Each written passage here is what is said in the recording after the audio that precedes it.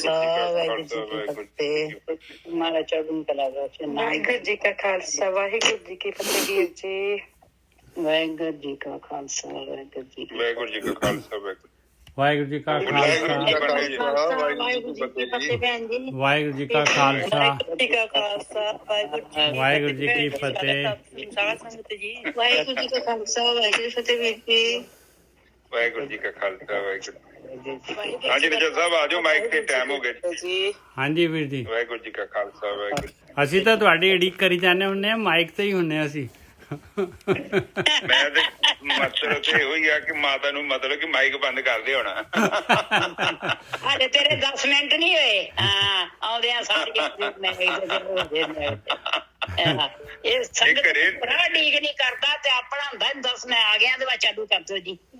ਨਿਜਰ ਸਾਹਿਬ ਹਾਂਜੀ ਹਾਂਜੀ। ਵਾਹਿਗੁਰੂ ਜੀ ਕੀ ਫਤਿਹ। ਵਾਹਿਗੁਰੂ ਜੀ ਕਾ ਖਾਲਸਾ ਵਾਹਿਗੁਰੂ ਜੀ ਕੀ ਫਤਿਹ। ਸੱਚਖੰਡ ਜੀ ਵਾਹਿਗੁਰੂ ਜੀ ਵਾਹਿਗੁਰੂ ਜੀ ਕੀ ਫਤਿਹ। ਬੇਟੇ ਮਾਰਾ ਚੜ੍ਹਦੀ ਕਲਾ ਬਖਸ਼ੇ ਤੈਨੂੰ ਗੁਰਸਿੱਖੀ ਜੀਵਨ ਬਖਸ਼ੇ। ਉਹਨਾਂ ਦੀ ਨਾ ਉਹ ਜਸਬੀਰ ਸਿੰਘ ਦੇ ਮਿਸਿਸ ਜਿਹੜੇ ਹੈਗੇ ਉਹ ਵੀਰਪਾਲ ਕੌਰ ਹੁਣੇ ਆਪਣੇ ਨਾਲ ਜੁਆਇਨ ਹੋ ਗਏ ਆ ਇੱਧਰੋਂ ਕੈਨੇਡਾ ਤੋਂ। ਅੱਛਾ ਅੱਛਾ ਹਾਂ ਉਹ ਕਹਿੰਦੇ ਤੁਹਾਡੇ ਘਰ ਆਉਂਦੇ ਤੇ ਗਏ ਆ ਤੁਹਾਡੇ ਜਾਈਏ ਇੱਧਰ। ਹਾਂਜੀ ਹਾਂਜੀ ਹਾਂਜੀ। ਦੱਸ ਦੇ ਇਹਨਾਂ ਦੇ ਘਰੋਂ ਵੀ ਆਪਾਂ ਨੇ ਦੋ ਤਿੰਨ ਸਮਾਗਮ ਇਹਨਾਂ ਦੇ ਘਰੋਂ ਹੀ ਕੀਤੇ ਆ, 2-3 ਪ੍ਰੋਗਰਾਮ। ਅੱਛਾ ਅੱਛਾ ਹਾਂ ਦੱਸ ਦੇ ਵੀ ਆਉਂਦੇ ਨੇ ਜੇ ਸਾਹਿਬ ਬਣਿਆ। ਹਾਂਜੀ ਵਾਹਿਗੁਰੂ ਜੀ ਕਾ ਖਾਲਸਾ ਵਾਹਿਗੁਰੂ ਆ ਜੀ ਕੀ ਦੇਖੋ ਆ ਗਏ ਫਤਿਹ ਜੀ। ਸਾਧ ਸੰਗਤ ਜੀ। ਵਾਹਿਗੁਰੂ ਜੀ ਕਾ ਖਾਲਸਾ ਵਾਹਿਗੁਰੂ ਜੀ ਕੀ ਫਤਿਹ। ਭੈਣ ਜੀ ਮਾਰਾ ਚੜ੍ਹਦੀ ਕਲਾ। ਉਹ ਤਾਂ ਅੱਜ ਪਹੁੰਚੇ ਹੋਏ ਸੀ ਕਥਾ ਜਸਬੀਰ ਸਿੰਘ। ਹਾਂਜੀ ਹਾਂਜੀ ਆ ਜਾਓ ਨਿਜਰ ਸਾਹਿਬ, ਕਥਾ ਕਰੀ ਹੁਣ। ਆ ਗਏ ਜੀ ਆ ਗਏ। ਅੱਜ ਕਬੀਰ ਜੀ ਜਿਹੜੇ ਹੈਗੇ ਆਪਾਂ ਉਹਨਾਂ ਦੇ ਸ਼ਲੋਕ ਜਿਹੜੇ ਸੁਣ ਰਹੇ ਆ। 159ਵਾਂ 159 ਸ਼ਲੋਕ ਆਪਾਂ ਨੇ ਲੈਣਾ ਹੈ।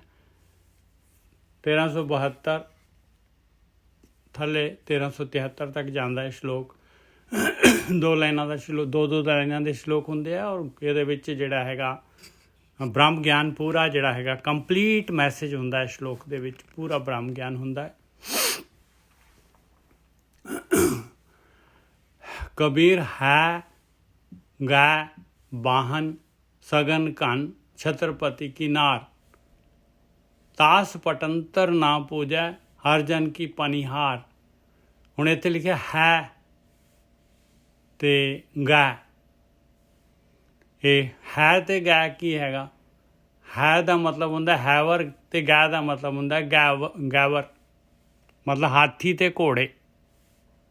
ਪਹਿਲਾਂ ਯਾਤਾਯਾਤ ਦੇ ਸਾਧਨ ਜਿਹੜੇ ਸੀਗੇ ਉਹ ਇਹੀ ਸੀਗੇ, ਹਾਥੀ ਘੋੜੇ। ਇਹਨਾਂ ਤੇ ਹੀ ਜ਼ਿਆਦਾ ਜਿਹੜਾ ਹੈਗਾ ਯੁੱਧ ਵੀ ਇਹਨਾਂ ਦੇ ਨਾਲ ਹੀ ਹੁੰਦੇ ਸੀਗੇ ਤੇ ਜ਼ਿਆਦਾ ਯਾਤਾਯਾਤ ਜਿਹੜੇ ਹੈਗੇ। ਕਾਰਾਂ ਨਹੀਂ ਹੁੰਦੀਆਂ ਸੀ ਪਹਿਲਾਂ, ਅੱਜ ਕੱਲ੍ਹ ਤਾਂ ਕਾਰਾਂ ਵਗੈਰਾ ਹੈਗੇ, ਹਵਾਈ ਜਹਾਜ਼ ਹੈਗੇ। ਉਦੋਂ ਤੇ ਇਹੀ ਹਾਥੀ ਘੋੜੇ ਜਿਹੜੇ ਹੈ ਯਾਤਾਯਾਤ ਦੇ ਵਾਹਨ ਹੁੰਦੇ ਸੀਗੇ।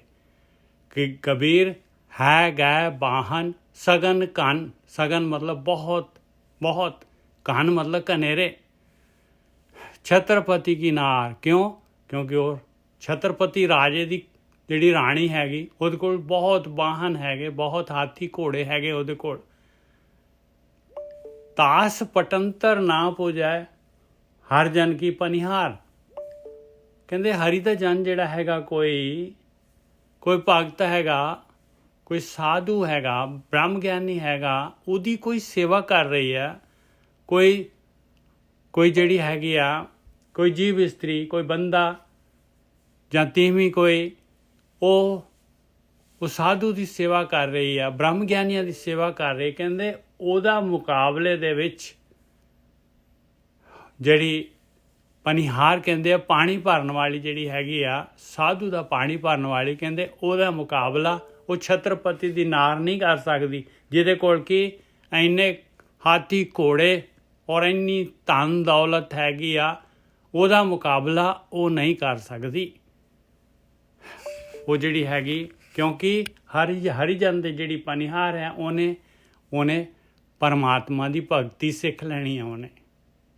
ਉਹਨੇ ਬ੍ਰਹਮ ਗਿਆਨ ਲੈ ਲੈਣਾ ਹੈ, ਉਹਨੇ ਪਰਮਾਤਮਾ ਦੀ ਭਗਤੀ ਸਿੱਖ ਲੈਣੀ ਹੈ। ਔਰ ਜਿਹੜੀ ਛਤਰਪਤੀ ਦੀ ਨਾਰ ਹੈਗੀ ਆ, ਉਹਨੇ ਜਿਹੜਾ ਹੈਗਾ ਉਹਨੇ ਐਸ਼ੋ ਆਰਾਮ ਦੇ ਵਿੱਚ ਜਿਹੜਾ ਹੈਗਾ ਆਪਣਾ ਜਿਹੜਾ ਹੈਗਾ ਮਨੁੱਖੀ ਜੂਨ ਜਿਹੜੀ ਹੈਗੀ ਉਹਨੇ ਆਪਣੀ ਗਾਲ ਦੇਣੀ ਆ ਖਰਾਬ ਕਰ ਦੇਣੀ ਆ। ਬਸ ਇੰਨਾ ਫਰਕ ਹੈਗਾ ਦੋਨਾਂ ਦੇ ਵਿੱਚ। ਹਾਂਜੀ ਵੀਰ ਜੀ।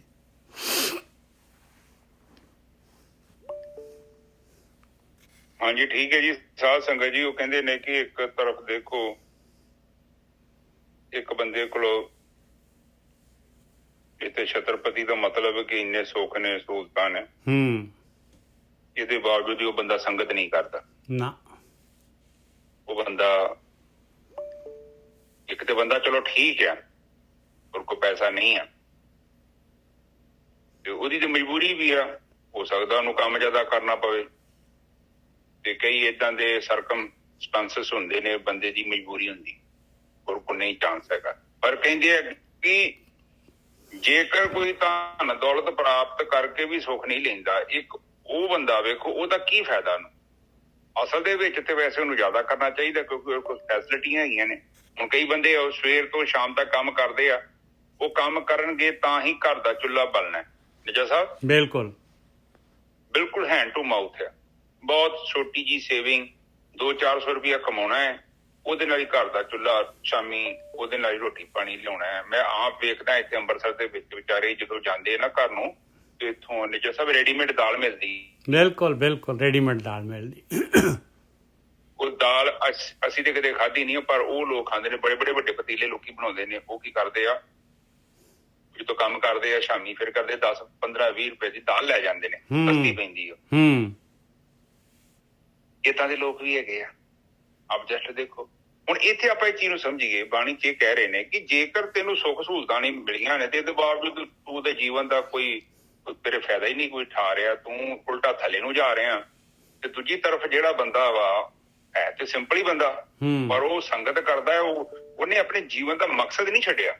ਬਿਲਕੁਲ ਕੰਪੇਅਰ ਟੂ ਉਹਦੇ ਨਾਲ ਤੇਰਾ ਜੀਵਨ ਬਹੁਤ ਹਲਕਾ ਵਾ, ਜਦ ਕਿ ਤੇਰਾ ਵਧੀਆ ਹੋਣਾ ਚਾਹੀਦਾ ਹੈ। ਕਿਉਂਕਿ ਹੁਣ ਜਿਹੜੇ ਬੰਦੇ ਕੋਲ ਫ੍ਰੀ ਟਾਈਮ ਹੈਗਾ ਪਰ ਤੇਰੇ ਕੋਲ ਜਿਹੜਾ ਟਾਈਮ ਹੈਗਾ ਤੂੰ ਹੋਰ ਚੱਕਰਾਂ ਚ ਘੁਮਾਈ ਜਾਂਦਾ, ਉਹ ਮੂਲ ਸਾਰ ਦੀ ਚੀਜ਼ ਨਹੀਂ ਲੈਂਦਾ। ਤੇ ਜਿਹੜੇ ਬੰਦੇ ਨੇ ਦੇਖੋ ਹੁਣ ਕੱਲ ਦੀ ਕਥਾ ਚ ਵੇਖੋ, ਉਹ ਕਹਿੰਦੇ ਗਿਆਨ ਤੋਂ ਬਿਨਾਂ ਧਰਮ ਨਹੀਂ ਪੈਦਾ ਹੋ ਸਕਦਾ, ਕਿਉਂਕਿ ਗਿਆਨ ਹੀ ਪਹਿਲਾਂ ਚਾਹੀਦਾ, ਧਰਮ ਬਾਅਦ ਚ ਆਉਣਾ। ਕਿਉਂਕਿ ਗਿਆਨ ਨੇ ਤੇ ਦੱਸਣਾ ਹੈ ਨਾ, ਤੁਹਾਡੀ ਬੁੱਧੀ ਨੇ ਤੇ ਦੱਸਣਾ ਹੈ ਨਾ ਕਿ ਸਹੀ ਕੀ ਹੈ ਗਲਤ ਕੀ ਹੈ।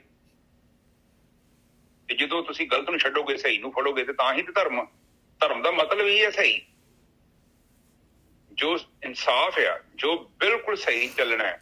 ਜੋ ਧਰਮ ਦਾ ਮਤਲਬ ਹੈ ਕਿ ਤੁਹਾਡੇ ਇੱਕ ਤੇ ਹੁੰਦਾ ਨਾ, ਵੇਖੋ ਪਲੀਜ਼, ਮੈਂ ਇਮਾਨਦਾਰ ਬਣਿਆ ਕਿਉਂ ਬਣਿਆ ਕਿ ਮੈਂ ਡਰਦਾ ਹਾਂ ਕਿਤੇ ਮੈਨੂੰ ਪੁਲਿਸ ਨਾ ਫੜ ਲੇ, ਵੱਡਾ ਅਫਸਰ ਨਾ ਫੜ ਲੇ। ਨਿਜਾ ਸਾਹਿਬ ਇਹ ਵੀ ਇੱਕ ਇਮਾਨਦਾਰੀ ਹੈ। ਬਿਲਕੁਲ, ਕਿਉਂਕਿ ਸਾਧਨ ਨਹੀਂ ਹੈਗੇ। ਇਮਾਨਦਾਰੀ ਇਸ ਤੋਂ ਸਾਧਨ ਨਹੀਂ ਹੈ। ਇੱਕ ਇਸ ਤੋਂ ਉੱਚੀ ਇਮਾਨਦਾਰੀ ਆ, ਮੈਨੂੰ ਕਿਸੇ ਦਾ ਡਰ ਨਹੀਂ ਆ, ਪਰ ਮੈਂ ਖੁਦ ਇਮਾਨਦਾਰੀ ਨਾਲ ਆਪਣਾ ਜੀਵਨ ਬਤੀਤ ਕਰਦਾ। ਉਹ ਬੜੀ ਵਧੀਆ ਇਮਾਨਦਾਰੀ ਆ, ਉਹ ਮਜਬੂਰੀ ਨਹੀਂ ਆ, ਉਹ ਤਾਂ ਮੇਰੀ ਮਰਜ਼ੀ ਆ ਨਾ। ਆਪਣੀ ਆਤਮਾ ਦੀ ਸੁਣਦੇ ਆ ਆਪਾਂ ਤਾਂ। ਉਹ ਕਾਫੀ ਉੱਚੇ ਲੈਵਲ ਦੀ ਹੈ। ਇੱਕ ਤੇ ਮਜਬੂਰੀ ਆ, ਉਹ ਬੰਦਾ ਇਸ ਕਰਕੇ ਮਜਬੂਰ ਹੈ ਕਿ ਹਿੰਮਤ ਨਹੀਂ ਹੈਗੀ। ਚੋਰੀ ਕਰਨ ਨੂੰ ਤੇ ਦਿਲ ਕਰਦਾ ਪਰ ਰੋਕ ਲੈਂਦਾ, ਅੰਦਰ ਵਿਚਾਰ ਤੇ ਪੈਦਾ ਹੁੰਦਾ ਹੈ ਦੁਰਕਰਮ ਕਰਨ ਨੂੰ, ਪਰ ਡਰ ਨਹੀਂ ਹੈ। ਡਰਿਆ ਕਿ ਮੈਂ ਏਦਾਂ ਦਾ ਕਰੂੰਗਾ, ਆ ਨਾ ਹੋ ਜਾਏ ਤੇ ਆ ਨਾ ਹੋ ਜਾਏ। ਇੱਕ ਤੇ ਡਰਿਆ ਹੋਇਆ ਬੰਦਾ ਨੇ। ਇੱਕ ਬੰਦਾ ਕਹਿੰਦਾ ਕਿ ਮੈਨੂੰ ਡਰ ਤੇ ਕੋਈ ਨਹੀਂ ਆ, ਪਰ ਇਹ ਉਲਟਾ ਕੰਮ ਮੈਂ ਨਹੀਂ ਕਰਨਾ, ਕਿਉਂਕਿ ਉਹਦੀ ਆਤਮਾ ਦੇ ਅੰਦਰੋਂ ਆਵਾਜ਼ ਤੇ ਮਾੜੀ ਚੰਗੀ ਦੀ ਨਹੀਂ ਆਉਂਦੀ, ਪਰ ਉਹਨੂੰ ਪਤਾ ਵਾ ਕਿ ਸਹੀ ਕੀ ਹੈ। ਦੇਖੋ ਆਵਾਜ਼ਾਂ ਤੇ ਦੋਵੇਂ ਆਉਣੀਆਂ ਵਾ, ਕਿਉਂਕਿ ਇੱਥੇ ਤੁਸੀਂ ਚੰਗਾ ਕੰਮ ਕਰਨ ਜਾਓਗੇ ਨਾ ਤਾਂ ਵੀ ਇੱਕ ਆਵਾਜ਼ ਆਉਣੀ ਹੈ, ਇੱਕ ਨੇ ਕਹਿਣਾ ਕਰੋ, ਇੱਕ ਨੇ ਕਹਿਣਾ ਨਾ ਕਰੋ। ਤੁਸੀਂ ਮਾੜਾ ਕੰਮ ਕਰਨ ਜਾਓਗੇ, ਇੱਕ ਨੇ ਕਹਿਣਾ ਕਰੋ, ਇੱਕ ਨੇ ਕਹਿਣਾ ਨਾ ਕਰੋ। ਨਿਜਰ ਸਾਹਿਬ ਇਹ ਬੜੀ ਪੁਆਇੰਟ ਦੀ ਗੱਲ ਜੇ। ਬਿਲਕੁਲ, ਹਾਂਜੀ ਬਿਲਕੁਲ ਸਹੀ ਗੱਲ ਹੈ ਜੀ, ਬਿਲਕੁਲ ਸਹੀ ਗੱਲ ਹੈ। ਕਿਉਂਕਿ ਇਹ ਪ੍ਰਕਿਰਤੀ ਆ, ਦੋਨੋਂ ਹੀ ਆਪਸ਼ਨ ਆਉਣੇ ਆ, ਸੱਜਾ ਪੈਰ ਖੱਬਾ ਪੈਰ। ਆਪ ਜਸਟ ਦੇਖੋ ਗੁਰੂ ਨਾਨਕ ਪਾਤਸ਼ਾਹ ਜੀ ਉੱਥੇ ਜਿੱਥੇ ਬੈਠੇ ਨੇ, ਮੰਨ ਲਓ ਉਹਨਾਂ ਨੂੰ ਕੋਈ ਡਿਸੀਜਨ ਕਰਨ ਵਾਸਤੇ ਕਹਿ ਰਹੇ ਨੇ, ਦੋਨੋਂ ਪੈਰ ਉੱਥੇ ਬੈਠੇ ਨੇ। ਇੱਕ ਉਹ ਵੀ ਹੈਗਾ ਜਿਹੜਾ ਗਰੀਬ ਬੰਦਾ ਜਿਹਨੇ ਆਪਣੇ ਘਰ ਰੋਟੀ ਬਣਾਈ ਆ, ਸਿੰਪਲ ਖਾਣਾ, ਇੱਕ ਚੰਗਾ ਪਕਵਾਨ ਵੀ ਹੈਗਾ। ਆਪਸ਼ਨ ਦੋਨੋਂ ਹੀ ਹੈਗੇ ਆ। ਵਿਜੇ ਸਾਹਿਬ? ਬਿਲਕੁਲ ਠੀਕ ਹੈ ਜੀ, ਬਿਲਕੁਲ। ਕਿਉਂਕਿ ਆਪਾਂ ਜਿਹੜੇ ਆ ਨਾ ਪ੍ਰਕਿਰਤੀ ਦੇ ਵਿੱਚ ਆ, ਤੇ ਆਪਣਾ ਸਰੀਰ ਪ੍ਰਕਿਰਤੀ ਨਾਲ ਬਣਿਆ ਹੋਇਆ। ਸਰੀਰ ਦੇ ਇਹਨੇ ਖਿੱਚਾਂ ਲੈਣੀਆਂ ਹੀ ਆ ਪ੍ਰਕਿਰਤੀ ਨਾਲ, ਚੁੰਬਕ ਨੇ ਤਾਂ ਖਿੱਚਣਾ ਹੈ। ਹੁਣ ਇਹ ਮਨ ਦੇ ਉੱਤੇ ਡਿਪੈਂਡ ਕਰਦਾ ਹੈ ਬਈ ਜਿਹੜਾ ਕਿਹੜੇ ਪਾਸੇ ਨੂੰ ਤੁਰਨਾ ਹੈ। ਪਰ ਨਿੱਜਰ ਸਾਹਿਬ ਕਈ ਇਹ ਨਾ ਸੋਚਣ ਕਿ ਬ੍ਰਹਮ ਗਿਆਨੀ ਦੇ ਅੰਦਰ ਇਦਾਂ ਦੀ ਕੋਈ ਗੱਲ ਹੀ ਨਹੀਂ ਆਉਂਦੀ। ਇਹ ਵੀ ਬੜਾ ਮਨ ਚ ਹੁੰਦਾ ਵਾ ਕਈਆਂ ਦੇ। ਉਹ ਜੀਵਨ ਤੇ ਪ੍ਰਕਿਰਤੀ ਦੇ ਰੂਲ ਥੋੜੀ ਬਦਲ ਜਾਣੇ ਆ। ਬਿਲਕੁਲ ਸਹੀ ਗੱਲ ਹੈ, ਬਿਲਕੁਲ ਸਹੀ ਗੱਲ ਹੈ। ਬਹੁਤ ਵਧੀਆ ਗੁਰਕੀ ਸਾਹਿਬ। ਸਹੀ ਨਿੱਜਰ ਸਾਹਿਬ? ਕੋਈ ਇਹ ਨਾ ਕਵੇ ਕਿ ਅੰਦਰੋਂ ਮਾੜਾ ਵਿਚਾਰ ਨਹੀਂ ਹੋਣਾ, ਵਿਚਾਰ ਤੇ ਤੁਹਾਡੇ ਉਹ ਆ ਜਾਣਾ ਵਾ। ਪਰ ਤੁਸੀਂ ਕਿਹਨੂੰ ਫੜਦੇ ਕਿਹਨੂੰ ਛੱਡਦੇ, ਫਰਕ ਇੰਨਾ ਵਾ ਬਸ। ਹਾਂ, ਹੁਣ ਤੁਸੀਂ ਸੱਚ ਨੂੰ ਫੜ ਲਿਆ ਤੇ ਝੂਠ ਤੇ ਕਮਜ਼ੋਰ ਪੈ ਗਿਆ ਨਾ। ਹੁਣ ਸੱਚ ਨੂੰ ਤੁਸੀਂ ਕਿੰਨੀ ਵਾਰੀ ਫੜੋਗੇ ਦਿਨ ਚ? ਤੁਹਾਡੀ ਚ ਹਿੰਮਤ ਹੈ? ਤੁਸੀਂ ਇੱਕ ਵਾਰੀ ਫੜੋ, ਦੋ। ਪਹਿਲੀ ਗੱਲ ਤਾਂ ਇੱਕ ਵਾਰੀ ਸ਼ੁਰੂ ਕਰੋ ਛੋਟੀ। ਇਹ ਸ਼ੁਰੂਆਤ ਤੇ ਛੋਟੀ ਤੋਂ ਕਰਨੀ ਪੈਣੀ ਹੈ। ਮਾੜੀ ਮੋਟੀ ਇੱਕ ਸ਼ੁਰੂਆਤ ਕਰੋ, ਪਹਿਲੇ ਇੱਕ ਨੂੰ ਫੜੋ। ਪਤਾ ਤੁਹਾਨੂੰ ਹੈਗਾ ਵਾ ਸਾਰਾ ਕੁਝ, ਸਭ ਪਤਾ ਬੰਦੇ ਨੂੰ ਕੀ ਸਹੀ ਹੈ ਤੇ ਕੀ ਗਲਤ ਆ। ਪਹਿਲਾਂ ਛੋਟਾ ਜਿਹਾ ਕਰਕੇ ਵੇਖੋ। ਫਿਰ ਜਦੋਂ ਤੁਸੀਂ ਸੱਚ ਨੂੰ ਫੜਿਆ ਨਾ ਇੱਕ ਵਾਰੀ, ਫਿਰ ਸੱਚ ਨੇ ਕੀ ਕਰਨਾ ਹੈ ਕਿ ਸੱਚ ਨੇ ਤੁਹਾਨੂੰ ਸਪੋਰਟ ਕਰਨੀ ਆ ਵੱਡੇ ਕੰਮ ਕਰਨ ਵਾਸਤੇ। ਕਿਉਂਕਿ ਸੱਚ ਵੀ ਜਿੰਦਾ ਹੋਣਾ ਚਾਹੁੰਦਾ ਹੈ। ਸੱਚ ਨਹੀਂ ਚਾਹੁੰਦਾ ਕਿ ਮੈਂ ਖਤਮ ਹੋ ਜਾ ਧਰਤੀ ਤੋਂ। ਜਿਹੜਾ ਝੂਠ ਪੂਰੀ ਕੋਸ਼ਿਸ਼ ਕਰ ਰਿਹਾ ਨਾ ਕਿ ਮੈਂ ਚੱਲਣਾ ਚਾਹੁੰਦਾ। ਕਰੰਸੀਆਂ ਦੋਨੋਂ ਹੀ ਚੱਲਦੀਆਂ ਨੇ, ਝੂਠੀ ਵੀ ਚੱਲਦੀ ਹੈ ਤੇ ਅਸਲੀ ਵੀ ਚੱਲਦੀ ਹੈ, ਕਿਉਂਕਿ ਦੋਨੋਂ ਹੀ ਕੋਸ਼ਿਸ਼ ਕਰ ਰਹੇ ਨੇ। ਤੇ ਇੱਥੇ ਆਪਾਂ ਇਹ ਕੋਸ਼ਿਸ਼ ਕਰਨੀ ਹੈ ਕਿ ਆਪਾਂ ਸੱਚੀ ਕਰੰਸੀ ਦਾ ਬਿਜ਼ਨਸ ਕਰਨਾ। ਨਾ ਗੁਰੂ ਨਾਨਕ ਪਾਤਸ਼ਾਹ ਜੀ ਨੇ ਕੀ ਕਿਹਾ? ਸੱਚਾ ਸੌਦਾ, ਸੱਚ ਦਾ ਸੌਦਾ। ਸੱਚ ਨੂੰ ਖਰੀਦਣਾ, ਜਿੱਥੋਂ ਮਿਲਦਾ ਇਹਨੂੰ ਖਰੀਦ ਲਓ।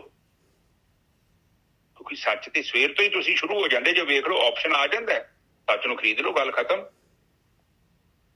ਹੁਣ ਤੁਸੀਂ ਗੱਲ ਕਰਦੇ ਜੋ ਫੋਨ ਤੇ, ਮੂੰਹ ਤੇ ਸੱਚ ਬੋਲੀ ਜਾਓ ਤੇ ਤੁਸੀਂ ਸੱਚ ਨੂੰ ਖਰੀਦਦੇ ਜੋ। ਤੇ ਜੇ ਤੁਸੀਂ ਵਿੱਚ ਮਸਾਲਾ ਲਾਤਾ, ਝੂਠ ਬੋਲਤਾ, ਤੇ ਤੁਸੀਂ ਝੂਠ ਖਰੀਦ ਲਿਆ। ਪਰ ਇਹ ਖਰੀਦਣਾ ਜੇ ਨਹੀਂ ਖਰੀਦਣਾ, ਇਹ ਅਸਲ ਤੇ ਸਾਡਾ ਬੜਾ ਪਰਸਨਲ ਡਿਸੀਜਨ ਹੁੰਦਾ ਹੈ। ਤੁਹਾਨੂੰ ਤੇ ਤੁਹਾਡੇ ਮਨ ਦੇ ਵਿੱਚ ਜਿਹੜੀ ਤੁਸੀਂ ਜ਼ੁਬਾਨ ਚੋਂ ਗੱਲ ਕੱਢਦੇ ਜੋ ਨਾ, ਪਹਿਲਾਂ ਤੁਹਾਡੇ ਮਨ ਬੋਲਦਾ ਤੁਹਾਡਾ ਅੰਦਰ ਪਹਿਲਾਂ, ਕਿੰਨੇ ਸੈਕਿੰਡ ਪਹਿਲਾਂ।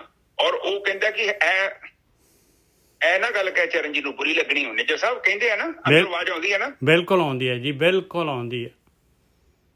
ਤੁਹਾਨੂੰ ਇਹਦਾ ਮਤਲਬ ਉਹ ਬੋਲਿਆ ਨਹੀਂ ਅੱਖਰ, ਪਰ ਉਹਨੂੰ ਪਤਾ ਕਿ ਚਰਨਜੀਤ ਨੇ ਇਹ ਜਿਹੜੀ ਚੀਜ਼ ਹੈ ਹਜਮ ਨਹੀਂ ਕਰਨੀ, ਇਹਨੂੰ ਨਾ ਕਹੋ।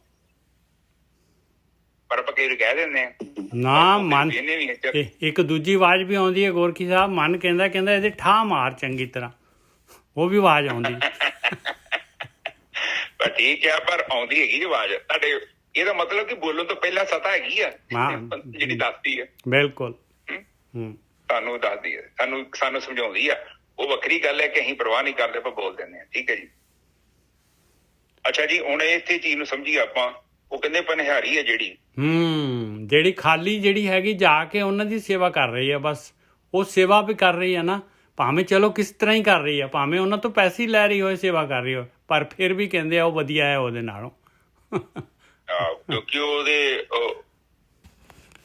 ਉਹਦੇ ਜੀਵਨ ਦੇ ਵਿੱਚ ਉਸ ਚੀਜ਼ ਨੇ ਅਸਰ ਕਰਨਾ ਹੀ ਕਰਨਾ। ਹਾਂ, ਆਹੀ ਚੀਜ਼ ਹੈ ਬਿਲਕੁਲ। ਅਗਲੇ ਉਹਦੇ ਚ ਖੋਲਣਗੇ। ਕਬੀਰ ਜੀ ਕਹਿੰਦੇ ਮੈਂ ਕਿਉਂ ਕਹਿ ਰਿਹਾ ਆ ਬਈ ਜਿਹੜੀ ਹੈਗੀ ਆ ਉਹ ਰਾਜੇ ਦੀ ਘਰ ਵਾਲੀ ਜਿਹੜੀ ਹੈ ਨਿਰਪ ਕੰਨਿਆ ਜਿਹੜੀ ਚੰਗੀ ਹੈ, ਮੈਂ ਕਿਉਂ ਕਹਿ ਰਿਹਾ, ਉਹ ਦੱਸਦੇ ਅਗਲੇ ਸ਼ਲੋਕ ਦੇ ਵਿੱਚ। ਹਾਂਜੀ ਜੀ ਸਾਹਿਬ, ਅੱਗੇ ਚੱਲੀ। ਹਾਂਜੀ, ਕਬੀਰ ਨਿਰਪ ਨਾਰੀ ਕਿਉਂ ਨਿੰਦੀ ਹੈ? ਕਹਿੰਦੇ ਕਿ ਮੈਂ ਰਾਜੇ ਦੀ ਘਰ ਵਾਲੀ ਜਿਹੜੀ ਛਤਰਪਤੀ ਦੀ ਨਾਰ ਆ, ਮੈਂ ਉਹਨੂੰ ਕਿਉਂ ਜਿਹੜਾ ਹੈਗਾ ਉਹਨੂੰ ਪ੍ਰਾਇਰਟੀ ਨਹੀਂ ਦੇ ਰਿਹਾ? ਕਿਉਂ? ਹਰ ਚੇਰੀ ਕੋ ਮਾਨ, ਮੈਂ ਜਿਹੜਾ ਹੈਗਾ ਉਹ ਪਨਿਹਾਰੀ ਨੂੰ ਜਿਹੜੀ ਹੈਗੀ ਹਰੀ ਦੀ ਹਰਜਨ ਦੀ ਚੇਰੀ ਹੈਗੀ, ਉਹਨੂੰ ਮੈਂ ਕਿਉਂ ਮਾਨ ਦੇ ਰਿਹਾ ਹੈ ਭਾਈ? ਕਿਉਂ ਮੈਂ ਇਸ ਤਰ੍ਹਾਂ ਕਹਿ ਰਿਹਾ ਹੈ? ਉਹ ਮੰਗ ਸਵਾਰੇ ਬਿਖੈ ਕੋ, ਉਹ ਸਿਮਰੇ ਹਰ ਨਾਮ। ਕਹਿੰਦੇ ਰਾਜੇ ਦੀ ਘਰ ਵਾਲੀ ਜਿਹੜੀ ਰਾਣੀ ਛਤਰਪਤੀ ਦੀ ਨਾਰ ਆ, ਉਹਨੇ ਕੀ ਕਰਨਾ? ਉਹਨੇ ਤਾਂ ਐਸ਼ੋ ਆਰਾਮ ਕਰਨੇ ਆ, ਵਿਸ਼ੇ ਵਿਕਾਰ ਹੀ ਕਰਨੇ ਆ, ਭੋਗ ਵਿਲਾਸ ਹੀ ਕਰਨੇ ਆ। ਇਸ ਕਰਕੇ ਉਹਨੇ ਤਾਂ ਧਨ ਦੌਲਤ ਜਿਹੜੀ ਹੈਗੀ ਉਹਦੇ ਉਸ ਪਾਸੇ ਲਾਉਣੀ ਆ ਉਹਨੇ।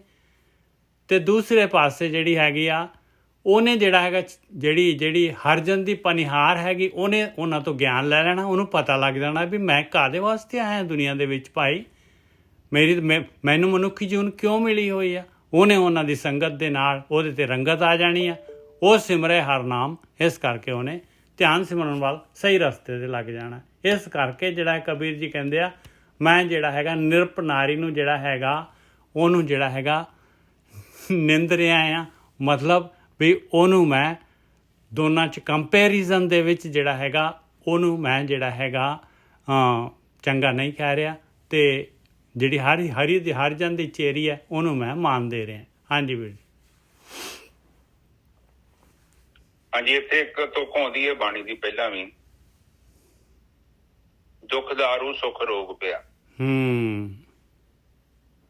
ਉਹ ਕਹਿੰਦੇ ਦੁੱਖ ਜਿਹੜਾ ਦਾਰੂ ਆ, ਸੁੱਖ ਕਹਿੰਦੇ ਉਹ ਰੋਗ ਆ। ਇਹ ਉਹੀ ਬਾਣੀ ਆ। ਜਦੋਂ ਬੰਦੇ ਕੋ ਪਦਾਰਥ ਜ਼ਿਆਦੇ ਆ ਜਾਂਦੇ ਨੇ, ਉਹ ਬੰਦਾ ਕੀ ਕਰਦਾ ਹੈ? ਉਹ ਬੰਦਾ ਹੋਰ ਗਹਿਰੀ ਨੀਂਦ 'ਚ ਚੱਲ ਜਾਂਦਾ। ਆਪਾਂ ਨੂੰ ਜਦੋਂ ਦੁੱਖ ਚੋਟ ਮਾਰਦਾ ਨਾ, ਦੇਖੋ ਦੋ ਚੀਜ਼ਾਂ ਤੁਹਾਡੀ ਜ਼ਿੰਦਗੀ 'ਚ ਚੱਲਦੀਆਂ, ਦੁੱਖ ਆ, ਦੋ ਦੁੱਖਾਂ ਦੇ ਵਿੱਚ ਇੱਕ ਸੁੱਖ ਆ, ਜਾਂ ਦੋਨੋਂ ਸੁੱਖਾਂ ਦੇ ਵਿੱਚ ਇੱਕ ਦੁੱਖ ਆ। ਇਸੇ ਤਰ੍ਹਾਂ ਤੁਹਾਡਾ ਜੀਵਨ ਚੱਲਦਾ। ਕਈ ਵਾਰੀ ਦੁੱਖ ਦਾ ਪੀਰੀਅਡ ਚੱਲੂਗਾ, ਫਿਰ ਲੰਮਾ ਵੀ ਹੋ ਜਾਂਦਾ। ਕਈ ਵਾਰੀ ਤੁਸੀਂ ਵੇਖੋ ਦੁੱਖ ਚਾਲੂ ਹੋਏ ਨੇ, ਤੁਰੇ ਤੁਰੇ ਤੁਰੇ ਤੁਰੇ, ਇਹਦੇ ਵਿੱਚ ਸੁੱਖ ਆ ਗਿਆ। ਸੁੱਖ ਦਾ ਵੀ ਕਈ ਵਾਰ ਬੜਾ ਲੰਮਾ ਪੀਰੀਅਡ ਚੱਲਦਾ, ਬੰਦੇ ਨੂੰ ਸੁੱਖ ਤੁਰੇ ਆਉਂਦਾ ਤੁਰੇ ਆਉਂਦਾ ਤੁਰੇ ਆਉਂਦਾ, ਇਹਦੇ ਵਿੱਚ ਸੁੱਖ ਜੰਪ ਕਰ ਦੁੱਖ ਆ ਜਾਂਦਾ ਸੁੱਖ ਦੇ ਵਿੱਚ। ਇਹ ਨਿੱਜਾ ਸਾਹਿਬ ਗੇਮ ਏਦਾਂ ਹੀ ਘੁੰਮੀ ਜਾਂਦੀ ਹੈ। ਬਿਲਕੁਲ, ਕਿਤੇ ਵੀ ਤੁਹਾਨੂੰ ਸੁੱਖ ਨਹੀਂ ਮਿਲ ਸਕਦਾ ਔਰ ਕਦੇ ਤੁਹਾਨੂੰ ਦੁੱਖ ਨਹੀਂ ਮਿਲ ਸਕਦਾ। ਇਹ ਦੋਨੋਂ ਹੀ ਮਤਲਬ ਦੋਨੋਂ ਪੈਰ ਨੇ। ਬਿਲਕੁਲ। ਬਾਣੀ ਕਹਿੰਦੀ ਹੈ, ਗੁਰੂ ਨਾਨਕ ਸਾਹਿਬ ਕਹਿੰਦੇ ਕਿ ਦੁੱਖ ਸੁੱਖ ਦਰ ਕੱਪੜੇ ਪਹਿਰੇ ਜਾਏ ਮਨੁੱਖ। ਇਹ ਤਾਂ ਪਾਉਣੇ ਪੈਣੇ ਕੱਪੜੇ, ਪਾਏ ਇੱਕ ਕੱਪੜਾ ਦੂਜਾ ਕੱਪੜਾ ਵੀ ਪਾਉਣਾ ਪੈਣਾ, ਇਹ ਵੀ ਦੋਨੋਂ ਕੱਪੜੇ ਪਾਉਣੇ ਪੈਣੇ। ਦੁੱਖ ਸੁੱਖ ਦਾ ਮਤਲਬ ਤਾਂ ਇਹੋ ਹੀ ਆ ਕਿ ਕਈ ਵਾਰੀ ਤੇ ਤੁਹਾਡੇ ਕੋ ਆਟਾ ਬੜਾ ਵਧੀਆ ਗੁੰਨਿਆ ਤੇ ਤੁਸੀਂ ਬੜੀ ਸੁਥਰੀ ਰੋਟੀ ਪਕਾ ਲੈਂਦੇ ਜੋ, ਉਹ ਕਈ ਵਾਰੀ ਆਟਾ ਥੋੜਾ ਨਰਮ ਹੋ ਜਾਂਦਾ। ਨਿੰਜਰ ਸਾਹਿਬ ਪੱਕ ਤੇ ਉਹਦੀ ਵੀ ਜਾਊਗੀ, ਪਰ ਉਹਦੇ ਲਈ ਤੁਹਾਨੂੰ ਐਕਸਟਰਾ ਸਕਿੱਲ ਚਾਹੀਦਾ, ਐਕਸਟਰਾ ਗਿਆਨ ਚਾਹੀਦਾ। ਕਹਿੰਦਾ ਨੱਚਣ ਵਾਲੇ ਨੂੰ ਆਉਣਾ ਚਾਹੀਦਾ, ਭਾਵੇਂ ਵਿਹੜਾ ਉੱਚਾ ਨੀਵਾਂ ਵੀ ਹੋਵੇ ਉਹ ਨੱਚ ਲੈਂਦਾ। ਬਿਲਕੁਲ ਸਹੀ ਗੱਲ ਹੈ। ਤੇ ਜਿਹੜੇ ਮੇਰੇ ਕੋਲ ਨਹੀਂ ਨੱਚਣਾ ਆਉਂਦਾ, ਉਹ ਭਾਵੇਂ ਫਰਸ਼ ਹੋਵੇ ਤੇ ਮੈਂ ਰੌਲਾ ਪਾਈ ਜਾਣਾ, ਇਹ ਬਰਾਬਰ ਨਹੀਂ ਹੈਗੀ। ਕਿ ਕਿਉਂਕਿ ਨਾਚ ਨਾ ਜਾਣੇ ਆਂਗਨ ਟੇਢਾ। ਦੁੱਖ ਸੁੱਖ ਜਿਹੜਾ ਹੈਗਾ ਵਾ ਉਹ ਤੁਹਾਡੀ ਅੰਦਰ ਦੀ ਸਥਿਤੀ ਤੇ ਡਿਪੈਂਡ ਆ। ਤੁਸੀਂ ਕਿੱਥੇ ਬੈਠੇ ਜੋ, ਤੁਹਾਡਾ ਲੈਵਲ ਕੀ ਕਰਦਾ ਸਟੈਂਡ। ਜੇ ਮੇਰੇ ਵਰਗਾ ਸੁੱਖ ਵੇਖ ਕੇ ਚੀਕਾਂ ਮਾਰਦਾ, ਬੜੀ ਓਕੇ ਰਿਪੋਰਟ ਕਰੀ ਜਾਂਦਾ, ਤੇ ਜਦੋਂ ਦੁੱਖ ਹੋਣਾ ਮੇਰੇ ਤੋਂ ਵੱਧ ਚੀਕਾਂ ਮਾਰਨੀਆਂ ਵਾ। ਤੇ ਜਦੋਂ ਮੈਂ ਸਮਝ ਰਹਿਣਾ, ਸਮ ਦ੍ਰਿਸ਼ਟੀ ਰੱਖੀ ਹੈ, ਉਹਨੂੰ ਹਜਮ ਕਰ ਜਾਂਦਾ, ਮੇਰਾ ਮਹਿਦਾ ਚੰਗਾ ਵਾ, ਤੇ ਫਿਰ ਦੁੱਖ ਵੀ ਆਉਂਦਾ ਤੇ ਮੈਨੂੰ ਕੀ ਪ੍ਰੋਬਲਮ ਹੈ। ਜਦੋਂ ਮੈਂ ਸੁੱਖ 'ਚ ਨਹੀਂ ਬਹੁਤਾ ਰੌਲਾ ਪਾਇਆ ਤੇ ਦੁੱਖ ਵੀ ਮੈਂ ਹਜਮ ਕਰ ਜਾਣਾ, ਕਿਉਂਕਿ ਅੰਦਰ ਜਿਹੜੀ ਮੇਰੀ ਬਰਦਾਸ਼ਤ ਕਰਨ ਦੀ ਸ਼ਕਤੀ ਵੱਧ ਚੁੱਕੀ। ਠੀਕ ਹੈ ਜੀ। ਹੁਣ ਉਹ ਕਹਿੰਦੇ ਨੇ ਕਿ ਜਦੋਂ ਮੈਂ ਅਮੀਰ ਨੂੰ ਕਹਿੰਦਾ ਵਾ ਕਿ ਘਾਟੇ ਬੰਦੇ ਆ, ਤੇ ਜਿਹੜਾ ਗਰੀਬ ਉਹਨੂੰ ਕਹਿੰਦਾ ਵਾ ਫਾਇਦੇ ਬੰਦੇ ਆ, ਉਹਦਾ ਕਾਰਨ ਤੇ ਆ ਕਿ ਅਮੀਰ ਬੰਦਾ ਜਿਹੜਾ ਕੀ ਆ ਜਿਹੜਾ ਕਹਿੰਦੇ ਨਾ ਮਾਂਗ ਸਵਾਰੇ ਦਾ ਮਤਲਬ ਹੈ ਕਿ ਉਹ ਹੋਰ ਬੇਵਕੂਫੀਆਂ ਕਰਦਾ ਪੈਂਦਾ ਵਾ, ਉਹਨੂੰ ਹੋਰ ਹੀ ਔਗਣ ਚਿੰਬੜ ਜਾਂਦੇ ਆ, ਕਿਉਂਕਿ ਮਾਇਆ ਕੱਲੀ ਨਹੀਂ ਆਉਂਦੀ, ਉਹਦੇ ਨਾਲ ਬੜਾ ਕੁਝ ਆ ਜਾਂਦਾ। ਔਰ ਫਿਰ ਜਦੋਂ ਉਹ ਆ ਜਾਂਦਾ ਹੈ ਤੇ ਉਹਦੀ ਉਨੀ ਗਹਿਰੀ ਨੀਂਦ ਹੋ ਜਾਂਦੀ, ਉਹਨਾਂ ਬੰਦਾ ਬੇਹੋਸ਼ ਹੋ ਜਾਂਦਾ। ਤੇ ਜਦੋਂ ਆਪਾਂ ਇੱਕ ਸਿੰਪਲ ਜੀਵਨ ਬਤੀਤ ਕਰਦੇ ਹਾਂ, ਨਾ ਬਹੁਤੇ ਉੱਪਰ ਤੇ ਨਾ ਬਹੁਤੇ ਥੱਲੇ, ਤੇ ਫਿਰ ਸਾਨੂੰ ਦੋਨੋਂ ਹੀ ਪਹਿਲੂ ਦੇਖਣ ਨੂੰ ਮਿਲਦੇ ਆ, ਅਸੀਂ ਬੈਲੈਂਸ ਕਰਦੇ ਹਾਂ। ਦੇਖੋ ਜਿੱਦਾਂ ਰਾਜਾ ਜਨਕ ਜੀ ਹੋਏ ਨੇ, ਉਹਨਾਂ ਨੇ ਇਹ ਨਹੀਂ ਕਿਹਾ ਕਿ ਤੁਸੀਂ ਸੰਸਾਰ ਨੂੰ ਛੱਡ ਕੇ ਭੱਜ ਜਾਓ, ਉਹ ਕਹਿੰਦੇ ਬੈਠੋ। ਹੁਣ ਸ੍ਰੀ ਗੁਰੂ ਹਰਗੋਬਿੰਦ ਸਾਹਿਬ ਜੀ ਨੇ ਵੇਖੋ ਮੀਰੀ ਪੀਰੀ ਦੀ ਤਲਵਾਰ ਪਾਈ, ਰਾਜਨੀਤੀ ਵੀ ਕਰਨੀ ਹੈ, ਡਿਫੈਂਸ ਵੀ ਕਰਨਾ, ਦੋਨੋਂ ਕੰਮ ਚੱਲਣਗੇ। ਗਿਆਨ ਕਰਾਇਆ, ਦੇਖੋ ਹਰ ਇੱਕ ਜਾਮੇ ਦੇ ਵਿੱਚ ਸਾਨੂੰ ਅਲੱਗ-ਅਲੱਗ ਤਰੀਕੇ ਨਾਲ ਸਮਝਾਇਆ। ਕਿਉਂ ਸਮਝਾਇਆ? ਕਿਉਂਕਿ ਉਹਨੂੰ ਪ੍ਰੈਕਟੀਕਲ ਕਰਕੇ ਹੀ ਸਮਝਾਇਆ ਜਾ ਸਕਦਾ ਹੈ। ਗੱਲੀ ਬਾਤੀ ਤੇ ਉਹ ਸਮਝ ਨਹੀਂ ਆਉਣੀ ਗੱਲ, ਉਹਨਾਂ ਨੇ ਉਸ ਜੀਵਨ ਨੂੰ ਬਤੀਤ ਕੀਤਾ। ਇਸੇ ਹੀ ਤਰ੍ਹਾਂ ਦੇਖੋ ਜੀ, ਸਾਡੇ ਗੁਰੂਆਂ ਨੇ ਸਾਨੂੰ ਨਕਸ਼ੇ ਕਦਮ ਦਿੱਤੇ ਨੇ, ਉਹਨਾਂ ਕੇਵਲ ਅੱਖਰ ਨਹੀਂ ਦਿੱਤੇ ਨਿਜਾ ਸਾਹਿਬ, ਉਹਨਾਂ ਨੇ ਪ੍ਰੈਕਟੀਕਲ ਜੀਵਨ ਦਿੱਤਾ ਹੈ। ਆਖਰ ਤੇ ਵੀ ਸੱਚ ਖਰੀਦਣਾ ਪਿਆ ਤੇ ਵੇਖੋ ਗੁਰੂ ਗੋਬਿੰਦ ਸਿੰਘ ਜੀ ਨੂੰ ਜਦੋਂ ਉਹ ਚੀਜ਼ ਨੂੰ ਦੇਖਣਾ ਪਿਆ ਤੇ ਵੇਖੋ ਉਹਨਾਂ ਨੇ ਪਿਓ ਨੂੰ ਵਾਰਤਾ, ਫਿਰ ਆਪਣਾ ਵੀ ਆਪ ਵਾਰਤਾ, ਬੱਚੇ ਵਾਰਤੇ, ਸਾਰਾ ਸਿਸਟਮ A to Z। ਧਰਮ ਜਿਹੜਾ ਵਾ ਇੱਕ ਐਸੀ ਚੀਜ਼ ਹੈ, ਧਰਮ ਦੇ ਵਿੱਚ ਜਦੋਂ ਆਪਾਂ ਚੱਲਦੇ ਆ ਨਾ ਤੇ ਉੱਥੇ ਫਿਰ ਸਿਰ ਦੀਜੇ ਕਾਨ ਨਾ ਕੀਜੀਏ, ਏਦਾਂ ਨਹੀਂ ਤੁਸੀਂ ਸਟੈਪ ਬੈਕ ਨਹੀਂ ਕਰ ਸਕਦੇ। ਕਿਉਂ? ਪ੍ਰਹਲਾਦ ਨੂੰ ਵੀ ਇਹੋ ਹੀ ਗੱਲ ਆ ਗਈ ਸੀ। ਪ੍ਰਹਲਾਦ ਨੂੰ ਕਹਿਣ ਤੇ ਦੇ ਸੀ ਤੂੰ ਛੱਡ ਖੜਾ ਰਾਮ ਰਾਮ ਦੀ ਇਹ ਫਟੀਆ ਤੇ ਛੱਡ ਦੇ ਖੜਾ। ਆਹੋ।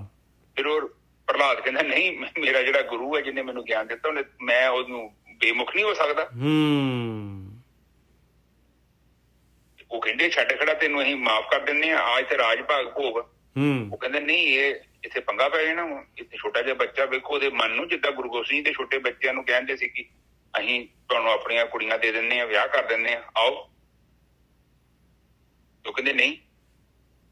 ਇੱਕ ਤਰਫ ਕਹਿੰਦੇ ਨੇ ਕਿ ਜਨੇਊ ਪਾਣ ਨਹੀਂ ਦੇਣਾ, ਦੂਜੀ ਤਰਫ ਕਹਿੰਦੇ ਜ਼ਬਰਦਸਤੀ ਲਾਣ ਨਹੀਂ ਦੇਣਾ। ਆਪ ਜਸਟ ਦੇਖੋ ਕਿ ਅੱਜ ਆਪਣੇ ਕਈ ਲੋਕ ਹੁੰਦੇ ਨੇ, ਉਹ 2-4 ਹਜ਼ਾਰ 10-20 ਹਜ਼ਾਰ ਦੀ ਕੋਈ ਫੀਸ ਪੇ ਕਰ ਦਿੰਦਾ ਤੇ ਫਟਾਕ ਕਹਿੰਦੇ ਉਹ ਧਰਮ ਬਦਲ ਲੈਂਦੇ ਲੋਕੀ। ਥੋੜਾ ਜਿਹਾ ਆਮ ਹੀ ਵੇਖੋ, ਇਹ ਲੋਕ ਏਡੇ ਸ਼ਰਾਰਤੀ ਆ, ਉੱਥੇ ਸਕੂਲ ਬਣਾ ਲੈਂਦੇ ਆ, ਸਕੂਲ ਬਣਾ ਕੇ ਉੱਥੇ ਹਸਪੀਟਲ ਬਣਾਉਣਗੇ, ਤੁਹਾਡੀਆਂ ਛੋਟੀਆਂ ਮੋਟੀਆਂ ਜ਼ਰੂਰਤਾਂ ਪੂਰੀਆਂ ਕਰਕੇ ਫਿਰ ਕਹਿਣਾ ਕਿ ਸਾਡੇ ਗਾ ਕੋਲ ਸਤਸੰਗ ਸੁਣੋ। ਫਿਰ ਸਤਸੰਗ ਸੁਣ ਕੇ ਫਿਰ ਐਸਾ ਤੁਹਾਡੇ ਦਿਮਾਗ 'ਚ ਕੀੜਾ ਵਾੜ ਦੇਣਾ, ਫਿਰ ਕਹਿਣਾ ਜੀ ਇੱਥੇ ਆਇਆ ਕਰੋ ਹਫ਼ਤੇ 'ਚ ਇੱਕ ਵਾਰੀ। ਫਿਰ ਤੁਹਾਡੇ ਵੱਲ ਵੇਖ ਕੇ ਹੋਰ ਆਉਣਗੇ, ਉਹਨਾਂ ਵੱਲ ਵੇਖ ਕੇ ਹੋਰ ਆਉਣਗੇ। ਇੱਧਰ ਲੋਕੀ ਕਾਰੋਬਾਰ ਕਰਦੇ ਆ। ਧਰਮ ਧੁਰਮ ਦਾ ਤੇ ਉਹਨਾਂ ਵਿਚਾਰਿਆਂ ਨੂੰ ਪਤਾ ਹੀ ਨਹੀਂ। ਉਹ ਗਿਆਨ ਹੋਵੇ ਤੇ ਇਹੋ ਜਿਹਾ ਕੰਮ ਹੀ ਨਾ ਕਰਨ। ਪਰ ਇਹ ਲੋਕ ਕੀ ਕਰਦੇ ਆ, ਇਸੇ ਤਰ੍ਹਾਂ ਹੀ ਜੀਵਨ ਚਲਾਉਂਦੇ ਆ। ਜੇਕਰ ਆਪਾਂ ਸਹੀ ਤਰ੍ਹਾਂ ਜੀਵਨ ਬਤੀਤ ਕਰਨਾ ਚਾਹੁੰਦੇ ਆ ਨਾ, ਤੇ ਪਲੀਜ਼ ਆਪਣੀ ਬੁੱਧੀ ਦਾ ਜ਼ਰੂਰ ਵਿਸ਼ਵਾਸ ਕਰੋ। ਆਪਣੀ ਬੁੱਧੀ ਤੇ ਵਿਸ਼ਵਾਸ ਕਰੋ, ਆਪਣੀ ਬੁੱਧੀ ਦੀ ਸਲੋਹ ਸੁਣੋ। ਉਹ ਤੁਹਾਨੂੰ ਕਿਤੇ ਡੁੱਬਣ ਨਹੀਂ ਦੇਵੇਗੀ, ਕਿਉਂਕਿ ਬੁੱਧੀ ਤੁਹਾਡੀ ਜਿਹੜੀ ਆ ਉਹ ਸਭ ਤੋਂ ਵੱਡੀ ਤੁਹਾਡੀ ਫਰੈਂਡ ਆ। ਅੰਦਰ ਖਾਸ ਕਰਕੇ ਉਸ ਬੁੱਧੀ ਦਾ ਸੁਣੋ ਜਿਹੜੀ ਝੂਠ ਤੋਂ ਤੁਹਾਨੂੰ ਮੁਕਤ ਕਰੇ। ਹਾਂ, ਉਹੀ ਮੈਂ ਕਹਿਣਾ ਚਾਹੁੰਦਾ ਸੀ। ਅੰਦਰ ਬੁੱਧੀ ਕਬੁੱਧੀ ਦੋਨੋਂ ਚੱਲਦੀਆਂ, ਭਾਵੇਂ ਬੁੱਧੀ ਨੂੰ ਫੜੋ ਬਸ। ਹਾਂ, ਬੁੱਧੀ ਨੇ ਤੁਹਾਨੂੰ ਕਹਿਣਾ ਕਿ ਆ ਛੱਡ ਦੇ, ਮਿੱਟੀ ਆ।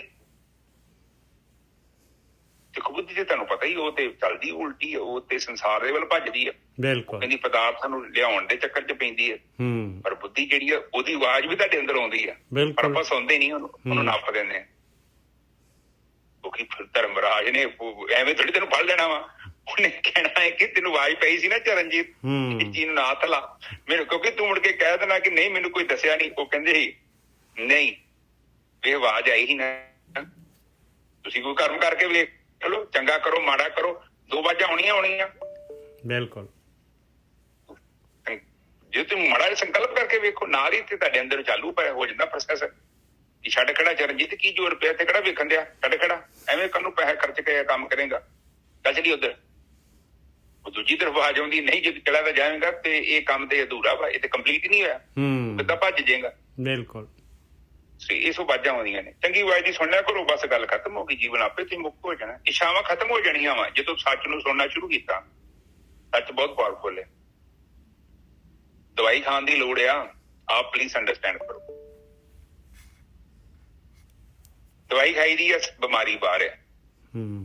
ਤੁਸੀਂ ਸੱਚ ਨੂੰ ਹਜਮ ਕਰਨਾ ਸ਼ੁਰੂ ਕਰ ਦਿਓ, ਨਿੱਕਾ ਨਿੱਕਾ ਕਰੋ, ਵੇਖੋ ਤੁਹਾਡੇ ਅੰਦਰੋਂ ਕਿੱਦਾਂ ਗੰਦਮੰਦ ਬਾਹਰ ਆ ਜਾਂਦਾ। ਬਿਲਕੁਲ ਸਾਹਿਬ, ਬਿਲਕੁਲ ਸਹੀ ਹੈ ਜੀ, ਬਿਲਕੁਲ ਸਹੀ ਹੈ। 15-20 ਦਿਨ, ਜ਼ਿਆਦਾ ਨਹੀਂ, 15-20 ਦਿਨ ਥੋੜਾ ਨੂੰ ਹਜਮ ਕਰੋ। ਤੇ ਜਿੱਥੇ ਪ੍ਰਕਾਸ਼ ਹੈ ਉੱਥੇ ਹਨੇਰਾ ਨਹੀਂ ਹੈ। ਜਿੱਥੇ ਇਹ ਅਵਸਥਾ ਬਣ ਜਾਂਦੀ ਆ ਕਿ ਪ੍ਰਕਾਸ਼ ਨੂੰ ਲਿਆਉਣਾ ਪਾ, ਹਨੇਰੇ ਨੂੰ ਕੁਛ ਵੀ ਕਰਨ ਦੀ ਲੋੜ ਨਹੀਂ ਆ। ਪਰ ਲੋਕੀ ਕਹਿੰਦੇ ਕਿ ਇਹ ਕਾਮ ਨੂੰ ਕਿੱਥੇ ਧੱਕਾ ਦੇਵਾਂ, ਕ੍ਰੋਧ ਨੂੰ ਕਿੱਥੇ ਧੱਕਾ ਦੇਵਾਂ, ਲੋਭ ਨੂੰ, ਮੋਹ ਨੂੰ ਕਿੱਥੇ। ਮੈਂ ਕਹਿੰਦਾ ਕਿ ਤੁਸੀਂ ਗਿਆਨ ਨੂੰ ਲਿਆਓ, ਬਸ ਗੁਣ ਲੈ ਕੇ ਆਓ, ਗੁਣ ਲੈ ਕੇ ਆਓ, ਬਸ ਆਉਗੁਣ ਆਪੇ ਚਲੇ ਜਾਣੇ, ਆਪਣੇ ਆਪ ਉਹਨਾਂ ਨੂੰ ਰਿਪਲੇਸ ਕਰ ਦੇਣਾ ਉਹਨਾਂ ਨੇ, ਕਿਉਂਕਿ ਉੱਥੇ 2 ਤੇ ਆ ਨਹੀਂ ਸਕਦੇ, ਇੱਕੋ ਹੀ ਆਊਗਾ। ਹਾਂਜੀ ਨਜਰ ਸਾਹਿਬ, ਅੱਗੇ ਚੱਲੀਏ। ਹਾਂ, ਕਬੀਰ ਥੂਨੀ ਪਾਈ ਥਿਤ ਪਈ, ਸਤਿਗੁਰ ਬੰਦੀ ਧੀਰ, ਕਬੀਰ ਹੀਰਾ ਬਣ ਗਿਆ ਮਾਨ ਸਰੋਵਰ ਤੀਰ। ਹੁਣ ਦੇਖੋ ਇੰਨਾ ਛੋਟਾ ਜਿਹਾ ਸ਼ਲੋਕ ਦੇ ਵਿੱਚ ਕਿਵੇਂ ਗਿਆਨ ਕੁੱਟ ਕੇ ਭਰਿਆ ਹੈ। ਆਪਾਂ ਇਹਨੂੰ ਇੱਕ ਮਾੜਾ ਜਿਹੜਾ ਹੈਗਾ ਇਹਨੂੰ ਵਿਚਾਰ ਕੇ ਦੇਖਦੇ ਹਾਂ ਵੀ ਗਿਆਨ ਕਿਵੇਂ ਨਿਕਲਦਾ ਇਹਦੇ ਵਿੱਚੋਂ। ਕਬੀਰ ਥੂਨੀ ਪਾਈ ਥਿਤ ਪਈ। ਹੁਣ ਥੂਨੀ ਕਹਿੰਦੇ ਆ ਥੰਮੀ, ਬਈ ਕੋਈ ਚੀਜ਼ ਆ, ਕੋਈ ਘਰ ਆ ਜਾਂ ਛੱਤ ਆ, ਉਹਨੇ ਉਹਨੂੰ ਥੰਮਲਾ ਲਾਉਣਾ ਪੈਣਾ ਥੱਲੇ, ਪਿਲਰ। ਕਹਿੰਦੇ ਪਿਲਰ ਮਿਲ ਗਿਆ ਮੈਨੂੰ ਪਿਲਰ ਮਿਲ ਗਿਆ। ਮੇਰਾ ਜੀਵਨ ਜਿਹੜਾ ਸੀਗਾ, ਜੀਵਨ ਦੀ ਜਿਹੜੀ ਹੈਗੀ ਮੇਰਾ ਜੀਵਨ ਜਿਹੜਾ ਹੈਗਾ ਇਹ ਵੇਸਟ ਹੋ ਰਿਹਾ ਸੀਗਾ। ਸਤਿਗੁਰੂ ਮਿਲਿਆ ਮੈਨੂੰ, ਬ੍ਰਹਮ ਗਿਆਨੀ ਮਿਲ ਕੇ ਮੈਨੂੰ, ਬ੍ਰਹਮ ਗਿਆਨੀਆਂ ਨੇ ਮੈਨੂੰ ਧੀਰਜ ਦੇ ਦਿੱਤਾ। ਉਹਨਾਂ ਨੇ ਧੀਰਜ ਬੰਨ੍ਹ ਦਿੱਤਾ ਭਾਈ, ਥੂਨੀ ਦੇ ਦਿੱਤੀ, ਮੇਰਾ ਸਪੋਰਟ ਦੇ ਦਿੱਤਾ, ਮੈਂ ਡਿੱਗਣੋਂ ਬਚ ਗਿਆ। ਥਿੱਤ ਪਈ। ਔਰ ਉਹਦੇ ਨਾਲ ਕੀ ਹੋਇਆ ਬਈ ਮੇਰੇ ਅੰਦਰ ਜਿਹੜਾ ਹੈਗਾ ਥਿੱਤ ਕਹਿੰਦੇ ਆ, ਮੇਰੇ ਅੰਦਰ ਜਿਹੜੀ ਆ ਸ਼ਾਂਤੀ ਆ ਗਈ। ਮੇਰੇ ਅੰਦਰ ਇੰਨੀ ਮੇਰੇ ਅੰਦਰ ਖਲਬਲੀ ਮਚੀ ਹੋਈ ਸੀਗੀ, ਇਹ ਕਾਮ ਕ੍ਰੋਧ ਲੋਭ ਮੋਹ ਹੰਕਾਰ ਦੀ, ਮੇਰੇ ਅੰਦਰ ਸ਼ਾਂਤੀ ਆ ਗਈ, ਧੀਰਜ ਆ ਗਿਆ ਮੇਰੇ ਅੰਦਰ। ਐਸਾ ਜਿਹੜਾ ਹੈਗਾ ਬ੍ਰਹਮ ਗਿਆਨੀਆਂ ਨੇ, ਸਤਿਗੁਰੂ ਨੇ, ਐਸਾ ਜਿਹੜਾ ਹੈਗਾ ਮੈਨੂੰ ਸਾਧ ਸੰਗਤ ਨੇ, ਐਸਾ ਜਿਹੜਾ ਹੈਗਾ ਮੇਰੇ ਅੰਦਰ ਜਿਹੜਾ ਹੈਗਾ ਇਹ ਚੇਂਜ ਲਿਆ ਦਿੱਤਾ। ਫਿਰ ਮੈਂ ਕੀ ਕੀਤਾ, ਕਬੀਰ ਹੀਰਾ ਬਣ ਗਿਆ। ਮੈਂ ਜਿਹੜਾ ਹੈਗਾ ਹੀਰਾ ਜਿਹੜਾ ਹੈਗਾ, ਮੈਂ ਹੀਰੇ ਨੂੰ ਖਰੀਦਿਆ। ਫਿਰ ਹੀਰਾ ਜਿਹੜਾ ਕਿੱਥੇ ਮਿਲਦਾ, ਖਾਨ ਦੇ ਵਿੱਚ ਮਿਲਦਾ, ਬਹੁਤ ਕਾਫੀ ਜਿਹੜਾ ਹੈਗਾ ਪੱਥਰ ਜ਼ਮੀਨ ਦੇ ਧਰਤੀ ਦੇ ਥੱਲੇ ਹੀਰਾ ਲੱਭਦਾ। ਕਹਿੰਦੇ ਮੈਂ ਉਹ ਹੀਰੇ ਨੂੰ ਵੰਡ ਲਿਆ। ਹੀਰੇ ਦਾ ਵੰਡਣਾ ਕੀ ਹੈ ਬਈ, ਹੀਰੇ ਦਾ ਬਿਜ਼ਨਸ ਕੀਤਾ, ਖਰੀਦਿਆ ਉਹਨੂੰ। ਸਿੰਪਲ ਜੀ ਗੱਲ ਕਰੋ, ਖਰੀਦਿਆ ਹੀਰੇ ਨੂੰ। ਕੀ ਕੀਤਾ ਹੀਰੇ ਨੂੰ, ਕਿਵੇਂ ਖਰੀਦ ਲਿਆ? ਕਹਿੰਦੇ ਮੈਂ ਜਿਹੜਾ ਹੈਗਾ ਮਾਨ ਸਰੋਵਰ ਤੀਰ, ਮਾਨ ਸਰੋਵਰ ਹੈਗੀ ਸਾਧ ਸੰਗਤ, ਸਤਿਗੁਰੂ ਦੀ ਸੰਗਤ, ਬ੍ਰਹਮ ਗਿਆਨੀਆਂ ਦੀ ਸੰਗਤ। ਕਹਿੰਦੇ ਮੈਂ ਮਾਨ ਸਰੋਵਰ ਦੇ ਨੇੜੇ ਹੀ ਰਿਹਾ ਭਾਈ। ਤੇ ਮਾਨ ਸਰੋਵਰ ਚੋਂ ਕੀ ਲੱਭਦਾ ਹੈ, ਮਾਨ ਸਰੋਵਰ ਤੋਂ ਆਪਾਂ ਨੂੰ ਮੋਤੀ ਲੱਭਦੇ ਆ। ਹੰਸ ਬਣ ਗਿਆ, ਹੰਸ ਬਣ ਗਿਆ ਮੋਤੀ ਚੁੱਕ ਕੇ। ਮੋਤੀ ਕੀ ਹੈਗੇ, ਗੁਣ ਹੈਗੇ ਆ। ਬ੍ਰਹਮ ਗਿਆਨੀ ਕੀ ਦਿੰਦੇ ਆਪਾਂ ਨੂੰ, ਗੁਰੂ ਨੇ ਕੀ ਦੇ ਦੇਣਾ ਹੈ, ਗੁਣ ਦੇਣੇ ਆ ਭਾਈ। ਆਪਾਂ ਨੂੰ ਗੁਣ ਦੱਸਣੇ ਆ ਭਾਈ, ਆ ਗੁਣ, ਆਹ ਗੁਣ ਹੈਗੇ, ਉਹਨੇ ਗਿਆਨ ਦੇਣਾ ਹੈ ਬਸ। ਕਹਿੰਦੇ ਮੈਂ ਉੱਥੋਂ ਜਿਹੜਾ ਹੈਗਾ ਗੁਣ ਲੈ, ਮੋਤੀ ਲੈ, ਉੱਥੇ ਹੀ ਬਸ ਮੈਂ ਟਿਕਿਆ ਰਿਹਾ। ਗੁਰੂ ਦੀ ਸੰਗਤ ਮੈਂ ਛੱਡੀ ਨਹੀਂ। ਤੇ ਮੈਂ ਫਿਰ ਜਿਹੜਾ ਹੈਗਾ ਮੇਰੇ ਕੋਲ ਸਵਾਸ ਸੀਗੇ ਤੇ ਮਨੁੱਖੀ ਜੂਨ ਸੀਗੀ, ਮੈਂ ਲੱਗ ਗਿਆ ਭਾਈ ਉਹ ਹੀਰੇ ਨੂੰ ਧਰਤੀ ਪੁੱਟਣ ਵਾਸਤੇ, ਆਪਣੇ ਅੰਦਰ ਵੜਨ ਵਾਸਤੇ। ਮੈਂ ਜਿਹੜਾ ਹੈਗਾ ਲੱਗ ਗਿਆ ਆਤਮਾ ਦੀ ਯਾਤਰਾ ਕਰਨ ਵਾਸਤੇ। ਤੇ ਮੈਂ ਪਹੁੰਚ ਗਿਆ ਉਹ ਹੀਰੇ ਦੇ ਕੋਲ। ਉਹ ਜਿਹੜਾ ਹੈਗਾ ਨਾਮ ਰੂਪੀ ਪਦਾਰਥ ਜਿਹੜਾ ਹੈਗਾ ਅੰਮ੍ਰਿਤ ਲੈ ਲਿਆ ਭਾਈ, ਯਾਤਰਾ ਹੋ ਗਈ ਮੇਰੀ ਸਫਲ। ਆਹ ਦੇਖ ਲਓ ਭਾਈ, ਇੱਕ ਸ਼ਲੋਕ ਦੇ ਵਿੱਚ ਕਿੰਨਾ ਪੂਰੀ ਯਾਤਰਾ ਘੁਮਾਤੀ ਕਬੀਰ ਜੀ ਨੇ। ਸਲੂਟ ਆ ਭਾਈ। ਹਾਂਜੀ ਵੀਰ ਜੀ। ਹੁਣ ਦੇਖੋ ਟੈਕਨੀਕਲ ਤਰੀਕੇ ਨਾਲ ਸਮਝਾ ਰਹੇ ਨੇ। ਉੱਪਰ ਕਹਿੰਦੇ ਕਬੀਰ ਫੁੰਨੀ ਪਾਈ ਚਿੱਤ ਪਾਈ ਸਤਿਗੁਰੂ ਬੰਦ ਧੀਰ। ਬੰਦ ਧੀਰ ਦਾ ਮਤਲਬ ਧੀਰਜ ਬਣਾ ਦਿੱਤਾ। ਹਾਂ, ਬੰਦੀ ਧੀਰ, ਬਈ ਧੀਰਜ ਬੰਨ ਦਿੱਤੀ ਮੇਰੇ ਅੰਦਰ। ਧੀਰਜ ਮੇਰੇ ਐਸੀ ਥੰਮਲੀ ਲਾਤੀ ਮੇਰੇ ਅੰਦਰ, ਬਸ ਗਿਆਨ ਦੀ ਥੰਮਲੀ ਐਸੀ ਲਾਈ ਕਿ ਬਸ ਮੈਂ ਤਾਂ ਜਾ ਰਿਹਾ ਸੀਗਾ, ਮੈਂ ਕਾਮ ਕ੍ਰੋਧ ਲੋਭ ਮੋਹ ਹੰਕਾਰ ਦੇ ਵਿੱਚ ਮੇਰੇ 24 ਘੰਟੇ ਗੁਜ਼ਰ ਜਾਂਦੇ ਸੀਗੇ, ਸਵਾਦਾਂ ਦੇ ਵਿੱਚ, ਰਸਾਂ ਕਸਾਂ ਦੇ ਵਿੱਚ। ਉਸ ਪਾਸਿਓਂ ਰੋਕਤਾ ਮੈਨੂੰ। ਹਾਂਜੀ ਵੀਰ ਜੀ। ਹਾਂਜੀ, ਦੇਖੋ ਪਤਾ ਕੀ ਹੁੰਦਾ, ਸਾਡਾ ਜਿਹੜਾ ਵਿਸ਼ਵਾਸ ਹੈ ਨਾ ਟੁੱਟ ਜਾਂਦਾ, ਕਮਜ਼ੋਰ। ਤੁਸੀਂ ਵੇਖੋ ਤੁਹਾਡੇ ਅੰਦਰ ਸੰਕਲਪ ਤੇ ਵਿਕਲਪ ਦੋ ਚੱਲਦੇ। ਤੇ ਕਈ ਵਾਰੀ ਵੇਖੋ ਸੰਸਾਰ ਖਿੱਚ ਲੈਂਦਾ ਵਧੋ ਵਧੀ ਸਾਨੂੰ, ਪਰ ਫਿਰ ਵੀ ਬਾਣੀ ਦੀ ਕੋਈ ਤੁਕ ਚੇਤੇ ਆ ਜਾਂਦੀ ਕਿ ਨਹੀਂ ਏਦਾਂ ਨਾ ਕਰ। ਉਹ ਥੰਮੀ ਵਾਂਗੂ ਕੰਮ ਕਰਦੀ ਹੈ। ਜੇ ਤਾਂ ਅਸੀਂ ਇਸਤੇਮਾਲ ਕਰ ਲਈਏ ਤੇ ਸਾਨੂੰ ਕੀ ਕਰਦੀ, ਉਹ ਚੀਜ਼ ਮੋੜ ਦਿੰਦੀ, ਉਹ ਵਾਪਸ ਲਿਆਉਂਦੀ ਕਿ ਨਹੀਂ ਵੀ ਬਾਣੀ ਦੀ ਤੁਕ ਚ ਲਿਖਿਆ ਵੀ ਏਦਾਂ ਤੂੰ ਡਿੱਗਣਾ ਨਹੀਂ ਹੈ। ਇਹ ਹੀਰੇ ਵਰਗਾ ਜਨਮ ਹੈ, ਇਹ ਕੌਡੀਆਂ ਦੇ ਬਦਲੇ ਤੂੰ ਨਹੀਂ ਵੇਚਣਾ।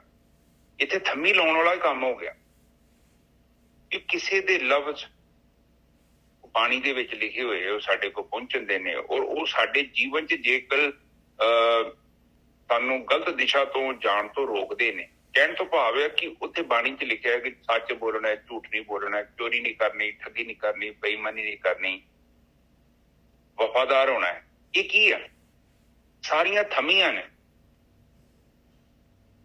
ਆਪੋਜਿਟ ਜਿਹੜਾ ਹੈਗਾ ਵਾ ਜੋ ਅਸੀਂ ਕਰਦੇ ਆ ਉਹਨੂੰ ਰੋਕਦੀਆਂ ਨੇ ਕਿ ਬਈ ਨਾ ਤੂੰ ਉੱਥੇ ਜਾ, ਮੋੜਦੀਆਂ ਨੇ ਸਾਡੇ। ਦੇਖੋ ਤੁਹਾਡੇ ਅੰਦਰ ਅੱਖਰ ਹੀ ਤੇ ਹੈਗੇ, ਹੋਰ ਕੀ ਆ? ਤੁਹਾਡੇ ਅੱਖਰ, ਇੱਕ ਅੱਖਰ ਕਹਿੰਦਾ ਵਾ ਕਿ ਚੋਰੀ ਕਰ ਲਾ, ਦੂਜੇ ਬੰਨੇ ਇੱਕ ਅੱਖਰ ਹੋਰ ਬੈਠਾ ਵਾ, ਉਹ ਵੀ ਬੈਠਾ ਵਾ, ਉਹ ਤੇ ਸੰਗਤਾਂ ਚੋਂ ਮਿਲਿਆ ਵਾ, ਉਹ ਕਹਿੰਦੇ ਨਹੀਂ ਤੂੰ ਚੋਰੀ ਨਹੀਂ ਕਰਨੀ, ਮਾੜਾ ਕੰਮ ਨਹੀਂ ਕਰਨਾ, ਐਸਾ ਕਰ ਮੂਲ ਨਾ ਕੀਜੀਏ ਫਿਰ ਪਛਤਾਈਏ। ਕਿਉਂਕਿ ਸੰਗਤ ਜਿਹੜੀ ਹੈਗੀ ਆ, ਬ੍ਰਹਮ ਗਿਆਨੀ ਜਿਹੜੇ ਹੈਗੇ, ਉਹ ਜਿਹੜੇ ਜੌਹਰੀ ਹੈਗੇ ਆ, ਉਹ ਪਾਰਖੂ ਹੈਗੇ ਆ, ਉਹਨਾਂ ਨੇ ਦੱਸਣਾ ਹੈ ਭਾਈ ਤੂੰ ਕਰ ਕੀ ਰਿਹਾ ਹੈ ਮਿੱਤਰਾ, ਤੂੰ ਤਾਂ ਕੱਚੀ ਖਿਆ ਖਰੀਦੀ ਜਾ ਰਿਹਾ ਹੈ, ਕਾਦੇ ਵਾਸਤੇ ਤੂੰ ਜਿਹੜਾ ਇੰਨਾ ਤੇਰੇ ਕੋਲ ਆ ਦੇਖ ਆ ਹੀਰੇ ਦਾ ਕਿਉਂ ਨਹੀਂ ਬਿਜ਼ਨਸ ਕਰਦਾ, ਆ ਹੀਰਾ ਖਰੀਦਤਾ ਤੂੰ, ਇਹਦੇ ਵਾਸਤੇ ਤੂੰ ਆਇਆ ਹੈ, ਬਸ ਇੰਨਾ ਹੀ ਕਰਨਾ। ਜੌਹਰੀ ਉਹ ਜੌਹਰੀ ਹੈਗੇ ਭਾਈ। ਹਾਂ, ਤੇ ਉੱਥੇ ਜਿਹੜੀ ਉਹ ਚੀਜ਼ ਹੈਗੀ ਆ ਆਪਣੇ ਅੰਦਰ, ਉਹਦੀ ਥੰਮੀ ਲਾਉਣੀ ਆ, ਸੱਚ ਦੀ ਥੰਮੀ ਲਾਈ ਜਾਓ ਬਸ, ਤੇ ਬਾਕੀ ਕੰਮ ਆਪਣੇ ਆਪ ਹੀ ਹੋ ਜਾਣਾ। ਦੇਖੋ ਇੱਕ ਪੁਲ ਆ, ਇੱਕ ਪੁਲ ਹੁਣ ਛੱਤ ਹੀ ਲਾ ਲਓ, ਛੱਤ ਡਿੱਗਣ ਨੂੰ ਫਿਰਦੀ ਹੈ, ਤੇ ਤੁਸੀਂ ਨੂੰ ਥੰਮੀ ਲਾ ਦਿਓ ਬਸ, ਐ ਤੇ ਡਿੱਗੀ ਜਾਣੀ ਆ। ਤੁਸੀਂ ਵੇਖੋ ਕਈਆਂ ਘਰਾਂ 'ਚ ਜਿਨ੍ਹਾਂ ਦੀਆਂ ਮਾੜੀਆਂ ਛੱਤਾਂ ਹੁੰਦੀਆਂ, ਉਹ ਥੰਮੀ ਲਾ ਲੈਂਦੇ ਵਿਚਾਰੇ, ਤੇ ਮੁੜ ਕੇ ਨਿੱਜਰ ਸਾਹਿਬ ਕਈ ਸਾਲ ਲੰਘ ਜਾਂਦੇ ਉਹਦੇ। ਬਿਲਕੁਲ ਲੰਘ ਜਾਂਦੇ ਗੋਰਖੀ ਸਾਹਿਬ, ਬਿਲਕੁਲ ਲੰਘ ਜਾਂਦੇ। ਛੱਤ ਤੇ ਨਹੀਂ ਬਦਲੀ ਜਾ ਸਕਦੀ, ਕੋਈ ਇੰਨੇ ਪੈਸੇ ਨਹੀਂ ਹੈਗੇ, ਪਰ ਉਹ ਵਿਚਾਰਾ ਮੇਰੇ ਵਰਗਾ ਬਾਲਾ ਬੂਲਾ ਪਾ ਕੇ ਥੰਮੀ ਲਾ ਕੇ ਆਪਣਾ ਸਮਾਂ ਕੱਢ ਲੈਂਦਾ। ਛੱਤ ਤਾਂ ਮਾਲਕ ਨੇ ਫਿਰ ਜਿਹੜਾ ਪਤਾ ਨਹੀਂ ਕਿੰਨੇ ਕਿ ਜੂਨਾ ਘੁਮਾ ਕੇ ਫਿਰ ਦੁਬਾਰਾ ਦੇਣੀ। ਇਹ ਕਰਕੇ ਛੱਤ ਨੂੰ ਬਚਾ ਲਿਆ ਕਰੋ। ਠੀਕ ਹੈ ਜੀ, ਹੁਣ ਮਾਨ ਸਰੋਵਰ ਦੀ ਗੱਲ ਕੀਤੀ ਹੈ। ਮਾਨ ਸਰੋਵਰ ਕਹਿੰਦੇ ਪਤਾ ਨਹੀਂ ਹਿਮਾਲਿਆ ਦੇ ਉੱਪਰ ਹੈਗੇ, ਨਿੱਜਰ ਸਾਹਿਬ ਝੀਲ ਹੈ ਕੋਈ? ਹਾਂਜੀ, ਮਾਨ ਸਰੋਵਰ ਹੋ ਗਿਆ ਜਿੱਥੇ ਜਿਹੜਾ ਮੋਤੀ ਮਿਲਦੇ ਆ, ਹੰਸ ਹੁੰਦੇ ਆ ਉੱਥੇ, ਮੋਤੀ ਚੁਗਦੇ ਆ ਉਹ, ਉਹਦੇ ਕੰਢੇ ਤੇ ਬੜੀ ਇੱਕ ਉੱਪਰ ਇੱਕ ਬੜੀ ਪਵਿੱਤਰ ਇੱਕ ਨਿਰਮਲ ਝੀਲ ਆ ਬਸ, ਹਿਮਾਲਿਆ ਪਰਬਤ ਦੇ ਉੱਤੇ, ਪਹਾੜਾਂ ਦੇ ਉੱਤੇ। ਮੈਂ ਪੜ੍ਹੀ ਹੈ ਕਾਫੀ, ਮਾਨ ਸਰੋਵਰ ਨਾ ਬਾਣੀ ਹੈਗੀ ਬਿਲਕੁਲ, ਉਹਦੇ ਨਾਲ ਕੰਪੇਅਰ ਕੀਤਾ। ਫਿਰ ਉਹ ਕਹਿੰਦੇ ਕਿ ਤੁਸੀਂ ਉੱਥੋਂ ਜਾ ਕੇ ਮਾਨ ਸਰੋਵਰ ਜਾ ਕੇ ਉੱਥੇ ਦੇ ਮੋਤੀ ਲੱਭਦੇ ਨੇ। ਇੱਥੇ ਮੋਤੀ ਦਾ ਮਤਲਬ ਇਹੋ ਹੀ ਹੈ ਚੰਗਿਆਈ। ਚੰਗਿਆਈ ਨੂੰ ਦੇਖੋ, ਦੋਨੋਂ ਚੀਜ਼ਾਂ ਨੇ। ਹੁਣ ਆਪਾਂ ਕਿੰਨੇ ਚਲਾਕ ਆ, ਜਦੋਂ ਆਪਾਂ ਕੋਈ ਫਰੂਟ ਖਾਂਦੇ ਆ, ਆਪਾਂ ਛਿੱਲੜ ਸੁੱਟ ਦਿੰਦੇ ਆ ਤੇ ਫਰੂਟ ਖਾ ਲੈਂਦੇ ਆ, ਤੇ ਜਦੋਂ ਬੁਰਾਈ ਦੇ ਵਿੱਚ ਚੰਗਿਆਈ ਲਪੇਟੀ ਹੁੰਦੀ ਹੈ ਨਿੱਜਰ ਸਾਹਿਬ, ਬਿਲਕੁਲ, ਪਰ ਆਪਾਂ ਚੰਗਿਆਈ ਸੁੱਟ ਦਿੰਦੇ, ਆਪਾਂ ਬੁਰਾਈ ਖਾ ਲੈਂਦੇ ਆ। ਫਰਕ ਵੇਖੋ ਸਾਡੇ 'ਚ। ਇਹ ਇੱਕ ਜਿਹੜਾ ਹੰਸ ਆ, ਤੁਸੀਂ ਉਹਨੂੰ ਨਕਲੀ ਮੋਤੀ ਦਿਓ, ਨਹੀਂ ਖਾਊਗਾ। ਸਾਡੇ ਤੋਂ ਇੰਟੈਲੀਜੈਂਟ ਤੇ ਉਹ ਆ। ਬਿਲਕੁਲ ਸਹੀ ਗੱਲ ਆ। ਇੱਕ ਪੰਛੀ ਉਹਨੂੰ ਦਿਓ, ਉਹਨੂੰ ਕਹੋ ਵੀ ਆਵੇ ਆ ਖਾਲਾ ਮੋਤੀ ਨਕਲੀ, ਪਰ ਉਹ ਨਹੀਂ ਖਾਊਗਾ। ਪਰ ਵੇਖ ਲਓ ਆਪਾਂ ਕਿਹੋ ਜਿਹੇ ਜਾਨਵਰ ਆ, ਸੱਚ ਛੱਡ ਕੇ ਝੂਠ ਨੂੰ ਖਾ ਲੈਂਦੇ ਆ। ਜਾਨਵਰ ਹੀ ਹੈ, ਕੋਈ ਬੰਦਿਆਂ ਦਾ ਕੰਮ ਥੋੜੀ ਆ। ਬਿਲਕੁਲ, ਜੇ ਬੰਦੇ ਹੋਈਏ ਤੇ ਫਿਰ ਤੇ ਇਹੋ ਜਿਹਾ ਕੰਮ ਨਾ ਕਰੀਏ। ਫਿਰ ਤੇ ਉਹ ਚੰਗੀ ਚੀਜ਼ ਖਾਈਏ ਨਾ। ਗਿਰੀ, ਹੁਣ ਬਦਾਮ ਦੀ ਗਿਰੀ ਆ, ਤੁਸੀਂ ਖਾ ਲਓ ਤੇ ਛਿੱਲੜ ਸੁੱਟ ਦਿਓ। ਤੇ ਜੇ ਆਪਾਂ ਗਿਰੀ ਸੁੱਟ ਕੇ ਆਪਾਂ ਛਿੱਲੜ ਖਾ ਜਾਈਏ, ਤੇ ਸਾਨੂੰ ਕਿਹੜਾ ਕਵੇ ਕਿ ਤੂੰ ਬੜਾ ਸਿਆਣਾ ਹੈਗਾ। ਠੀਕ ਨੇ ਜੀ ਸਾਹਿਬ? ਬਿਲਕੁਲ।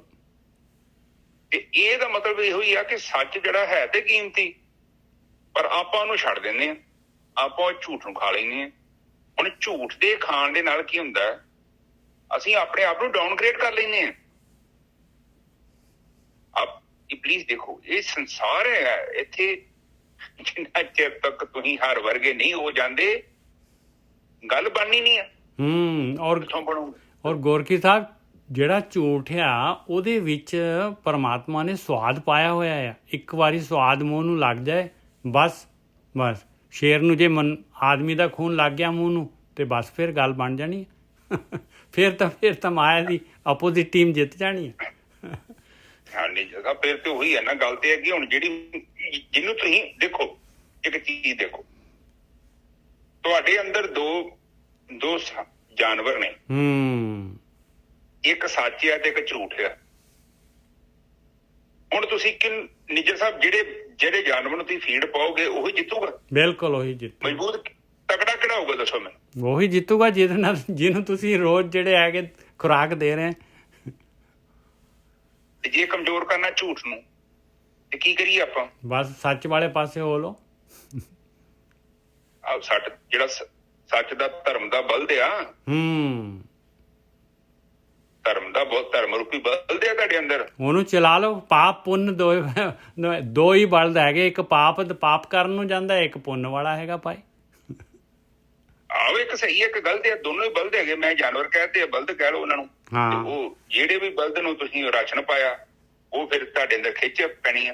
ਹੁਣ ਦੇਖੋ ਬਾਣੀ ਕੀ ਕਹਿੰਦੀ ਹੈ, ਜਾਨਤ ਵੀ ਔਗਣ ਕਰੇ।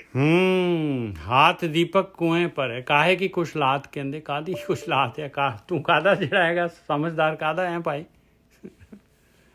ਆਵੇ ਤੇ ਵੇਖ ਲਓ, ਕਹਿੰਦੇ ਆ ਕਿ ਪਤਾ ਵੀ ਹੈ ਕਿ ਤਗੜਾ ਬਲਦ ਜਿਹੜਾ ਹੈਗਾ ਉਹ ਮਾੜਾ ਵਾ, ਚੰਗਾ ਨਹੀਂ ਹੈ, ਝੂਠ ਹੈ, ਉਹ ਪਲੰਦਾ। ਤੋ ਕਹਿੰਦੇ ਨਹੀਂ, ਇਹ ਜਿਹੜਾ ਸਹੀ ਬਲਦ ਆ, ਜਿਹਨੂੰ ਇਹਨੂੰ ਰਾਸ਼ਨ ਪਾਉਣਾ ਚਾਹੀਦਾ। ਕਹਿਣ ਤੋਂ ਬਾਅਦ ਰਾਸ਼ਨ ਕਿੱਥੋਂ ਪਾਓਗੇ ਤੁਸੀਂ? ਰਾਸ਼ਨ ਦਾ ਮਤਲਬ ਇਹ ਹੋਈ ਤੁਹਾਡੇ ਕਰਮ, ਸਵਾਸ ਜਿੱਧਰ ਨੂੰ ਲਾਉਣੇ।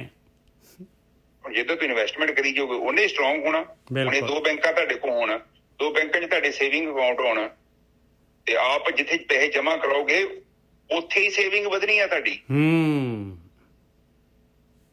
ਜਿੱਥੇ ਤੁਸੀਂ ਇਨਵੈਸਟ ਨਹੀਂ ਕਰੋਗੇ, ਹੁਣ ਸੱਚ ਦੇ ਕੋਈ ਸੇਵਿੰਗ ਕਰਨ ਨੂੰ ਤਿਆਰ ਹੀ ਨਹੀਂ। ਕਬੀਰ ਸਾਹਿਬ ਕਹਿੰਦੇ ਮੈਂ ਇਕੱਲੇ ਚੜੀ ਜਾਂਦੇ ਆ, ਉੱਥੇ ਕੋਈ ਤਿਆਰ ਹੀ ਨਹੀਂ ਇਨਵੈਸਟਮੈਂਟ ਕਰਨ ਨੂੰ ਤਿਆਰ। ਕੋਈ ਬੰਦਾ ਸੱਚ ਦਾ ਨਾਂ ਨਹੀਂ ਲੈਣਾ ਚਾਹੁੰਦਾ ਨਾ। ਉਹ ਸੱਚ ਵਾਲਾ ਬੈਂਕ ਜਿਹੜਾ ਪਰਮਾਤਮਾ ਦੇ ਵੱਲ ਨੂੰ ਹੈ, ਪਰਮਾਤਮਾ ਦੇ ਤੇ ਜਿਹੜਾ ਦੂਜਾ ਝੂਠਾ ਬੈਂਕ ਹੈ ਉਹ ਜਿਹੜਾ ਧਰਮਰਾਜ ਬੈਠਾ ਹੈ ਉਹਦੇ ਉੱਥੇ ਚੱਲਦੇ ਆ ਉਹਦੇ ਸਿੱਕੇ। ਉਹ ਕਹਿੰਦੇ ਬੁਰਾਈ ਦੇ ਵਿੱਚ ਤੇ ਹਮੇਸ਼ਾ ਹੀ ਲੋਕੀ ਲਾਈਨਾਂ ਲਾ ਕੇ ਖਲੋਤੇ ਨੇ, ਉੱਥੇ ਭੀੜ ਲੱਗੀ ਹੋਈ ਹੈ ਹਮੇਸ਼ਾ ਹੀ। ਬਈ ਸਾਡੀ ਜਾਨ ਬੜੀ ਔਖੀ ਆ, ਸਾਨੂੰ ਨਰਕ 'ਚ ਭੇਜੋ। ਤੇ ਜੇ ਕੋਈ ਕਹੀਏ ਰੱਬ ਵੱਲ, ਤੇ ਉਹ ਬੈਂਕ ਵੱਲ ਤੇ ਕੋਈ ਜਾਂਦਾ ਹੀ ਨਹੀਂ। ਪਹਿਲੀ ਗੱਲ ਤੇ ਉਹ ਖਾਤਾ ਖੋਲਣ ਨੂੰ ਤਿਆਰ ਨਹੀਂ ਆ। ਸੱਚ ਸੱਚ ਬਿਲਕੁਲ ਸੱਚ, ਉਹ ਸੱਚ ਹੀ ਉਹਦੇ ਗੜੀ ਕਹਿ ਰਹੀ ਆ। ਤੂੰ ਉਹਦੇ ਚ ਲੱਗਦਾ ਜਦੋਂ ਮੂੰਹ ਤੇ ਕਿਤੇ ਚਪੇੜ ਮਾਰਦੀ ਹੁੰਦੀ ਉਹਦੇ। ਤੇ ਉਹ ਕਹਿੰਦੇ ਆ ਵੀ ਸੱਚ ਦੇ ਲਾਗੇ ਤੇ ਜਾਣਾ ਨਹੀਂ, ਨਹੀਂ ਜਾਣਾ ਤੇ ਤੁਰੇ ਰਹੋ। ਉਹਦੇ ਚ ਕੋਈ ਜਲਦੀ ਥੋੜੀ ਕਿਸੇ ਨੂੰ ਹੈਗੀ, ਪ੍ਰਕਿਰਤੀ ਦੇ ਸਹੀ ਤੇ ਬੈਠੀ ਹੈ। ਕਬੀਰ ਜੀ ਦਾ ਮਤਲਬ ਕੀ ਆ? ਕਬੀਰ ਜੀ ਤਾਂ ਕਹਿੰਦੇ ਆ ਮੇਰੇ ਨਾਲ ਖਾਤਾ ਖੁਲਾ, ਮੈਂ ਜੁਆਇੰਟ ਅਕਾਊਂਟ ਖੋਲਦੇ ਆ ਆਪਾਂ, ਆ ਜਾ ਮੇਰੇ ਨਾਲ, ਸੱਚ ਦਾ ਅਕਾਊਂਟ ਖੁਲਾ ਦੇਣਾ ਤੇਰਾ। ਔਰ ਥੰਮੀ ਦਾ ਮਤਲਬ ਤੇ ਇਹੋ ਹੀ ਹੈ ਨਾ ਕਿ ਜ਼ੋਰ ਜ਼ਾਰ ਲਾ ਕੇ ਧੱਕੇ ਨਾਲ। ਤੁਸੀਂ ਵੇਖਿਆ ਕਿਸੇ ਦਾ ਅਕਾਊਂਟ ਖੋਲਣਾ ਹੋਵੇ ਤੇ ਬੜਾ ਉਹਦਾ ਬ੍ਰੇਨ ਵਾਸ਼ ਕਰਨਾ ਪੈਂਦਾ। ਭਰਾਵਾ ਆ ਸੇਵਿੰਗ ਕਰਨਾ ਖਾਤਾ ਖੋਲ, ਫਿਰ ਉਹਨੂੰ ਦਸੀਦਾ ਭਈ ਇਹ ਗੰਦ ਮੰਦ ਚ ਨਾ ਪੈਸਾ ਬਰਬਾਦ ਕਰ, ਇੱਥੇ ਪੈਸੇ ਜਮਾ ਕਰ। ਥੰਮੀਆਂ ਥੁੰਮੀਆਂ ਲਾ ਕੇ ਖੜਦੇ ਲੋਕੀ, ਮਨ ਨੂੰ ਸਮਝਾਉਂਦੇ ਆ ਤੇ ਸੇਵਿੰਗ ਨਾਲ ਕੀ ਹੋਊ ਵੀ ਤੂੰ ਆਪਣਾ ਘਰ ਬਣਾ ਲਏਗਾ, ਆਪਣੇ ਤੇਰੇ ਬੱਚਿਆਂ ਦੀ ਜਮਾ ਹੋ ਜੂ, ਕੱਲ ਉਹਨਾਂ ਨੂੰ ਸੁੱਖ ਹੋ ਜੂ, ਪੜ੍ਹਾਈ ਪੂਰੀ ਤੇ ਕੰਮ ਆਉਣਗੇ। ਉਹਦਾ ਬੰਦੇ ਦੇ ਦਿਮਾਗ 'ਚ ਕਿੱਥੋਂ ਹੁੰਦਾ? ਬਿਲਕੁਲ। ਤੁਸੀਂ ਨਾ ਐਕਸ ਨੇਵੀ ਦੇ ਨਾ ਬੰਦੇ ਵੇਖੋ, ਮੈਂ ਐਕਸ ਨੇਵੀ ਦੇ ਬੰਦੇ ਮੈਂ ਵੇਖੇ ਆ, ਤੇ ਉਹ ਮੋਸਟਲੀ ਹਰ ਇੱਕ ਬੰਦੇ ਨੇ ਥੋੜੇ ਥੋੜੇ ਪੈਸੇ ਆਪਣੇ ਨਾ ਜਮਾ ਕਰਕੇ ਇਨਵੈਸਟ ਕੀਤੇ ਹੁੰਦੇ। ਕਿਉਂ? ਕਿਉਂਕਿ ਉਹਨਾਂ ਦੀ ਜਿਹੜੀ ਸੰਗਤ ਹੀ ਏਦਾਂ ਦੀ ਲੋਕਾਂ ਦੀ ਆ, ਉਹਨਾਂ ਲੋਕਾਂ ਨੇ ਪਹਿਲਾਂ ਹੀ ਪਲੈਨਿੰਗ ਕੀਤੀ ਹੁੰਦੀ। ਹਾਂਜੀ ਗੋਰਖ ਸਾਹਿਬ, ਇਹ ਸੁਖਜੀਤ ਜੀ ਜਿਹੜੇ ਹੈਗੇ ਨਾ, ਇਹ ਬੈਂਕ ਮੈਨੇਜਰ ਹੈਗੇ, ਕੁਝ ਕਹਿਣਾ ਚਾਹੁੰਦੇ ਮੇਰੇ ਖਿਆਲ। ਨਹੀਂ ਜੀ, ਮੈਂ ਤਾਂ ਅਸੀਂ ਤਾਂ ਉਹਦਾ ਮੈਂਬਰ ਹੈਗੇ ਆ। ਤੇ ਤੁਸੀਂ ਕਿਹਾ ਸੀ ਨਾ ਮਾਨਸਰੋਵਰ ਕੀ ਹੈਗਾ, ਮੈਂ ਉਹਨੇ ਗੂਗਲ ਕੀਤਾ। ਹਾਂਜੀ, ਮਾਨਸਰੋਵਰ ਨਾ ਇੱਕ ਲੇਕ ਹੈਗੀ ਆ ਚਾਈਨਾ ਦੇ ਵਿੱਚ, ਤੇ ਇਹ ਆਉਂਦੀ ਹੈਗੀ ਆ ਕੈਲਾਸ਼ ਜਿਹੜਾ ਗਲੇਸ਼ੀਅਰ, ਉਹਦੇ ਚੋਂ। ਇਹਦਾ ਮਤਲਬ ਇਹ ਹੋ ਸਕਦਾ ਵੀ ਜਿੱਦਾਂ ਮਾਨਸਰੋਵਰ ਦਾ ਪਾਣੀ ਉਸ ਵਿੱਚ ਸ਼ੁੱਧ ਹੋਊਗਾ, ਪਿਓਰ ਵਾਟਰ। ਉਹਦੇ ਨੇੜੇ ਤੇੜੇ ਜਿਹੜੇ ਆ ਮੋਤੀ ਮਿਲਦੇ ਹੋਣੇ ਆ, ਹੰਸ ਰਹਿੰਦੇ ਆ ਉੱਥੇ, ਉਹਦੇ ਕੰਢੇ ਦੇ ਉੱਤੇ ਮੋਤੀ ਆ ਜਾਂਦੇ ਹੋਣੇ ਆ, ਤੇ ਹੰਸ ਚੁਗ ਲੈਂਦੇ ਆ। ਇਹ ਗੱਲ ਹੈ ਗੁਣ। ਹਾਂਜੀ ਵਿੱਚ ਹਾਂ, ਉਹ ਮਤਲਬ ਲੇਕ ਦਾ ਮਤਲਬ ਤੇ ਉਹਨਾਂ ਨੇ ਇਹ ਬਣਾਇਆ ਵਾ ਕਿ ਉੱਥੇ ਨਾ ਜ਼ਿਆਦਾ ਪਹਾੜਾ ਪੂੜਾ ਚ ਰਿਸ਼ੀ ਮੁਨੀ ਬਹੁਤ ਜਾਂਦੇ ਸੀ ਪਹਿਲਾਂ। ਤੇ ਇਹ ਕਾਫੀ ਗ੍ਰੰਥਾਂ ਦੇ ਵਿੱਚ ਜਿਹੜੀ ਮਾਨਸਰੋਵਰ ਝੀਲ ਹੈ ਨਾ, ਉਹਦਾ ਜ਼ਿਕਰ ਆਉਂਦਾ। ਤੇ ਉਹ ਦੇਖੋ ਪਤਾ ਕੀ ਹੈ, ਹੁਣ ਜਦੋਂ ਆਪਾਂ ਇਹਨਾਂ ਜਿਹੜੇ ਦੋ ਬਲਦ ਹੈਗੇ ਆ, ਇੱਕ ਸੱਚਾ ਤੇ ਇੱਕ ਝੂਠਾ, ਇੱਕ ਚੀਜ਼ ਨੂੰ ਦੇਖੋ, ਜਿਹੜਾ ਝੂਠਾ ਬਲਦ ਹੈ ਉਹ ਹਮੇਸ਼ਾ ਤੁਹਾਨੂੰ ਥੱਲੇ ਲੈ ਕੇ ਜਾਣਾ ਚਾਹੁੰਦਾ, ਤੁਹਾਡੀ ਵੈਲਿਊ ਡੀਗ੍ਰੇਡ ਕਰਨਾ ਚਾਹੁੰਦਾ ਉਹ।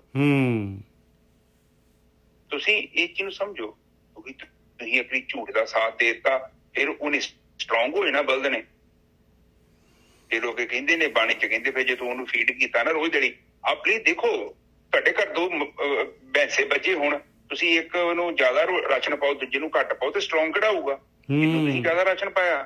ਬਿਲਕੁਲ ਕਬੀਰ ਜੀ ਇਹੀ ਗੱਲ ਸਾਰੀ ਗੋਰਖੀ ਸਾਹਿਬ, ਮੈਂ ਉਹ ਨਾ ਕਬੀਰ ਜੀ ਇਹੀ ਗੱਲ ਕਹਿੰਦੇ ਆ, ਕਹਿੰਦੇ ਕਿ 2 ਬਲਦ ਦਿੱਤੇ ਸੀਗੇ ਪਰਮਾਤਮਾ ਨੇ ਮੇਰੇ ਪਿੱਛੇ ਸੰਸਕਾਰਾਂ ਦੇ ਨਾਲ। 2 ਬਲਦ ਆਏ, ਪਾਪ ਪੁੰਨ 2 ਬੈਲ ਵਿਸਾਏ ਪਵਨ ਪੂੰਜੀ ਪ੍ਰਗਾਸਿਓ। ਤੇ ਫਿਰ ਆਖਰੀ ਦੇ ਵਿੱਚ ਕਹਿੰਦੇ ਆ ਭਾਈ ਘਾਟੀ ਚੜ੍ਹਤ ਬੈਲ ਇੱਕ ਥਾਕਾ। ਕਹਿੰਦੇ ਬਸ, ਕਹਿੰਦੇ ਉਹ ਜਿਹੜਾ ਹੈਗਾ ਨੈਗੇਟਿਵਿਟੀ ਵਾਲਾ ਬਲਦ ਜਿਹੜਾ ਹੈਗਾ, ਝੂਠ ਵਾਲਾ ਬਲਦ ਹੈ, ਕਹਿੰਦੇ ਉਹ ਥੱਕ ਗਿਆ। ਹੁਣ ਤਾਂ ਇੱਕੋ ਹੀ ਬਲਦ ਜਿਹੜਾ ਚੜਾਈ ਚੜੀ ਜਾ ਰਿਹਾ, ਮੈਨੂੰ ਲਈ ਜਾ ਰਿਹਾ। ਝੂਠ ਵਾਲਾ ਥੱਲੇ ਜਾਂਦਾ ਸੀਗਾ, ਉਹਦੀ ਖਿੱਚ ਬੰਦ ਹੋ ਗਈ ਆ ਹੁਣ। ਹਾਂਜੀ ਵੀਰ ਜੀ। ਹਾਂ ਤੇ ਬਸ ਉਹ ਤੁਸੀਂ ਉਹਦੀ ਖਿੱਚ ਬੰਦ ਕਰਨ ਦੇ ਲਈ ਵਿਧੀ ਕੀ ਹੈ? ਭਗਤੀ ਕਰੋ। ਹਾਂ ਤੇ ਭਗਤੀ ਕੀਤੀ, ਫਿਰ ਭਗਤੀ ਕੀਤੀ ਤੇ ਸੰਗਤ ਕਰੋ, ਗਿਆਨ ਪ੍ਰਾਪਤ ਕਰੋ, ਤੇ ਫਿਰ ਗਿਆਨ ਮਾਰਗ, ਕਰਮ ਮਾਰਗ ਤੇ ਭਗਤੀ ਮਾਰਗ, ਇਹ ਚਾਰ ਹੀ ਤਿੰਨ ਤੇ ਮਾਰਗ ਹੈ। ਬਿਲਕੁਲ। ਤੇ ਜਦੋਂ ਤੁਸੀਂ ਉਹ ਤੁਹਾਡੇ ਕਰਮ ਸੁੱਧ ਹੋ ਗਏ ਤੇ ਬਸ ਉਹਦਾ ਅੰਦਰ ਜਿਹੜਾ ਜਾਨਵਰ ਹੈਗਾ ਉਹਨੇ ਖਤਮ ਹੋ ਜਾਣਾ। ਉਹਨੇ ਕਹਿਣਾ ਸੁਣਦਾ ਹੀ ਨਹੀਂ ਮੇਰੀ। ਹੁਣ ਤੁਸੀਂ ਪਲੀਜ਼ ਅੰਡਰਸਟੈਂਡ ਕਰੋ, ਹੁਣ ਤੁਹਾਡੇ ਘਰ ਕੋਈ ਸ਼ਰਾਰਤੀ ਬੰਦਾ ਹੋਵੇ, ਪਤੀ ਪਤਨੀ ਬੈਠੇ ਹੋਣ, ਇੱਕ ਬੰਦਾ ਕੋਈ ਗੁਆਂਢੀ ਹੋਵੇ, ਚਲੋ ਕੋਈ ਭੈਣ ਭਰਾ ਹੋਵੇ ਜਿਹੜਾ ਚਾਹੁੰਦਾ ਕਿ ਤੁਸੀਂ ਵੱਖ ਹੋ ਜਾਓ, ਹਰ ਦਿਨ ਤੁਹਾਨੂੰ ਫੋਨ ਕਰੇ, ਤੁਹਾਡੇ ਦਿਮਾਗ 'ਚ ਕੀੜਾ ਵਾੜੇ ਕਿ ਬਈ ਇਹ ਬੰਦਾ ਨਹੀਂ ਚੰਗਾ, ਇਹ ਬੁੱਢੀ ਨਹੀਂ ਚੰਗੀ, ਤੇ ਤੁਸੀਂ ਅੱਜ ਨਹੀਂ ਤੇ ਕੱਲ ਨੂੰ ਉਹਦੀਆਂ ਗੱਲਾਂ ਤੇ ਵਿਸ਼ਵਾਸ ਕਰ ਲੈਣਾ। ਹੁਣ ਕਾਉਂਸਲਿੰਗ ਤੇ ਹਰ ਦਿਨ ਕਰਦਾ, ਜੇ ਤੁਸੀਂ ਥੋੜੇ ਜਿਹੇ ਅਕਲ ਰੱਖਦੇ ਜੋ, ਥੋੜਾ ਗਿਆਨ ਰੱਖਦੇ ਜੋ, ਵਿਵੇਕ ਰੱਖਦੇ ਜੋ, ਫਿਰ ਉਹ ਵੇਖੋ ਕਿ ਇਹ ਬੰਦੇ ਨੂੰ ਛੱਡ ਕੇ ਜਾਂ ਇਹ ਜਨਾਨੀ ਨੂੰ ਛੱਡ ਕੇ ਮੈਂ ਜਾਣਾ ਕਿੱਥੇ ਆ। ਤੇ ਫਿਰ ਤੁਸੀਂ ਉਹਦੀਆਂ ਗੱਲਾਂ ਘੱਟ ਸੁਣੋਗੇ ਤੇ ਆਟੋਮੈਟਿਕਲੀ ਉਹਨੇ 10-20 ਵਾਰੀ ਕਹੂਗਾ, ਮੁੜ ਕੇ ਹਾਰ ਕੇ ਸਟੈਪ ਬੈਕ ਕਰ ਜਾਣਾ, ਉਹਨੇ ਕਹਿਣਾ ਇਹ ਤਾਂ ਸੁਣਦਾ ਹੀ ਨਹੀਂ ਹੈ। ਬਿਲਕੁਲ ਬਿਲਕੁਲ ਸਹੀ ਗੱਲ ਹੈ, ਐਵੇਂ ਹੀ ਹੁੰਦਾ। ਇਸੇ ਤਰ੍ਹਾਂ ਤੁਹਾਡੇ ਅੰਦਰ ਹੈ, ਕਿਉਂਕਿ ਤੁਹਾਡੀ ਬੁੱਧੀ ਇੱਕ ਬੁੱਧੀ ਇਹ ਕਾਉਂਸਲਿੰਗ ਕਰਦੀ ਹੈ ਮਨ ਦੀਆਂ। ਮਨ ਤੁਹਾਡਾ ਕੀ ਹੈ? ਮਨ ਬੱਚਾ ਹੈ, ਮਨ ਸੰਕਲਪ ਤੇ ਵਿਕਲਪ ਕਰਦਾ ਹੈ। ਜਿਹੜਾ ਸੈਕਟਰੀ ਹੈ ਨਾ, ਇੱਕ ਸੈਕਟਰੀ ਲੈਫਟ ਤੇ ਇੱਕ ਰਾਈਟ ਆ।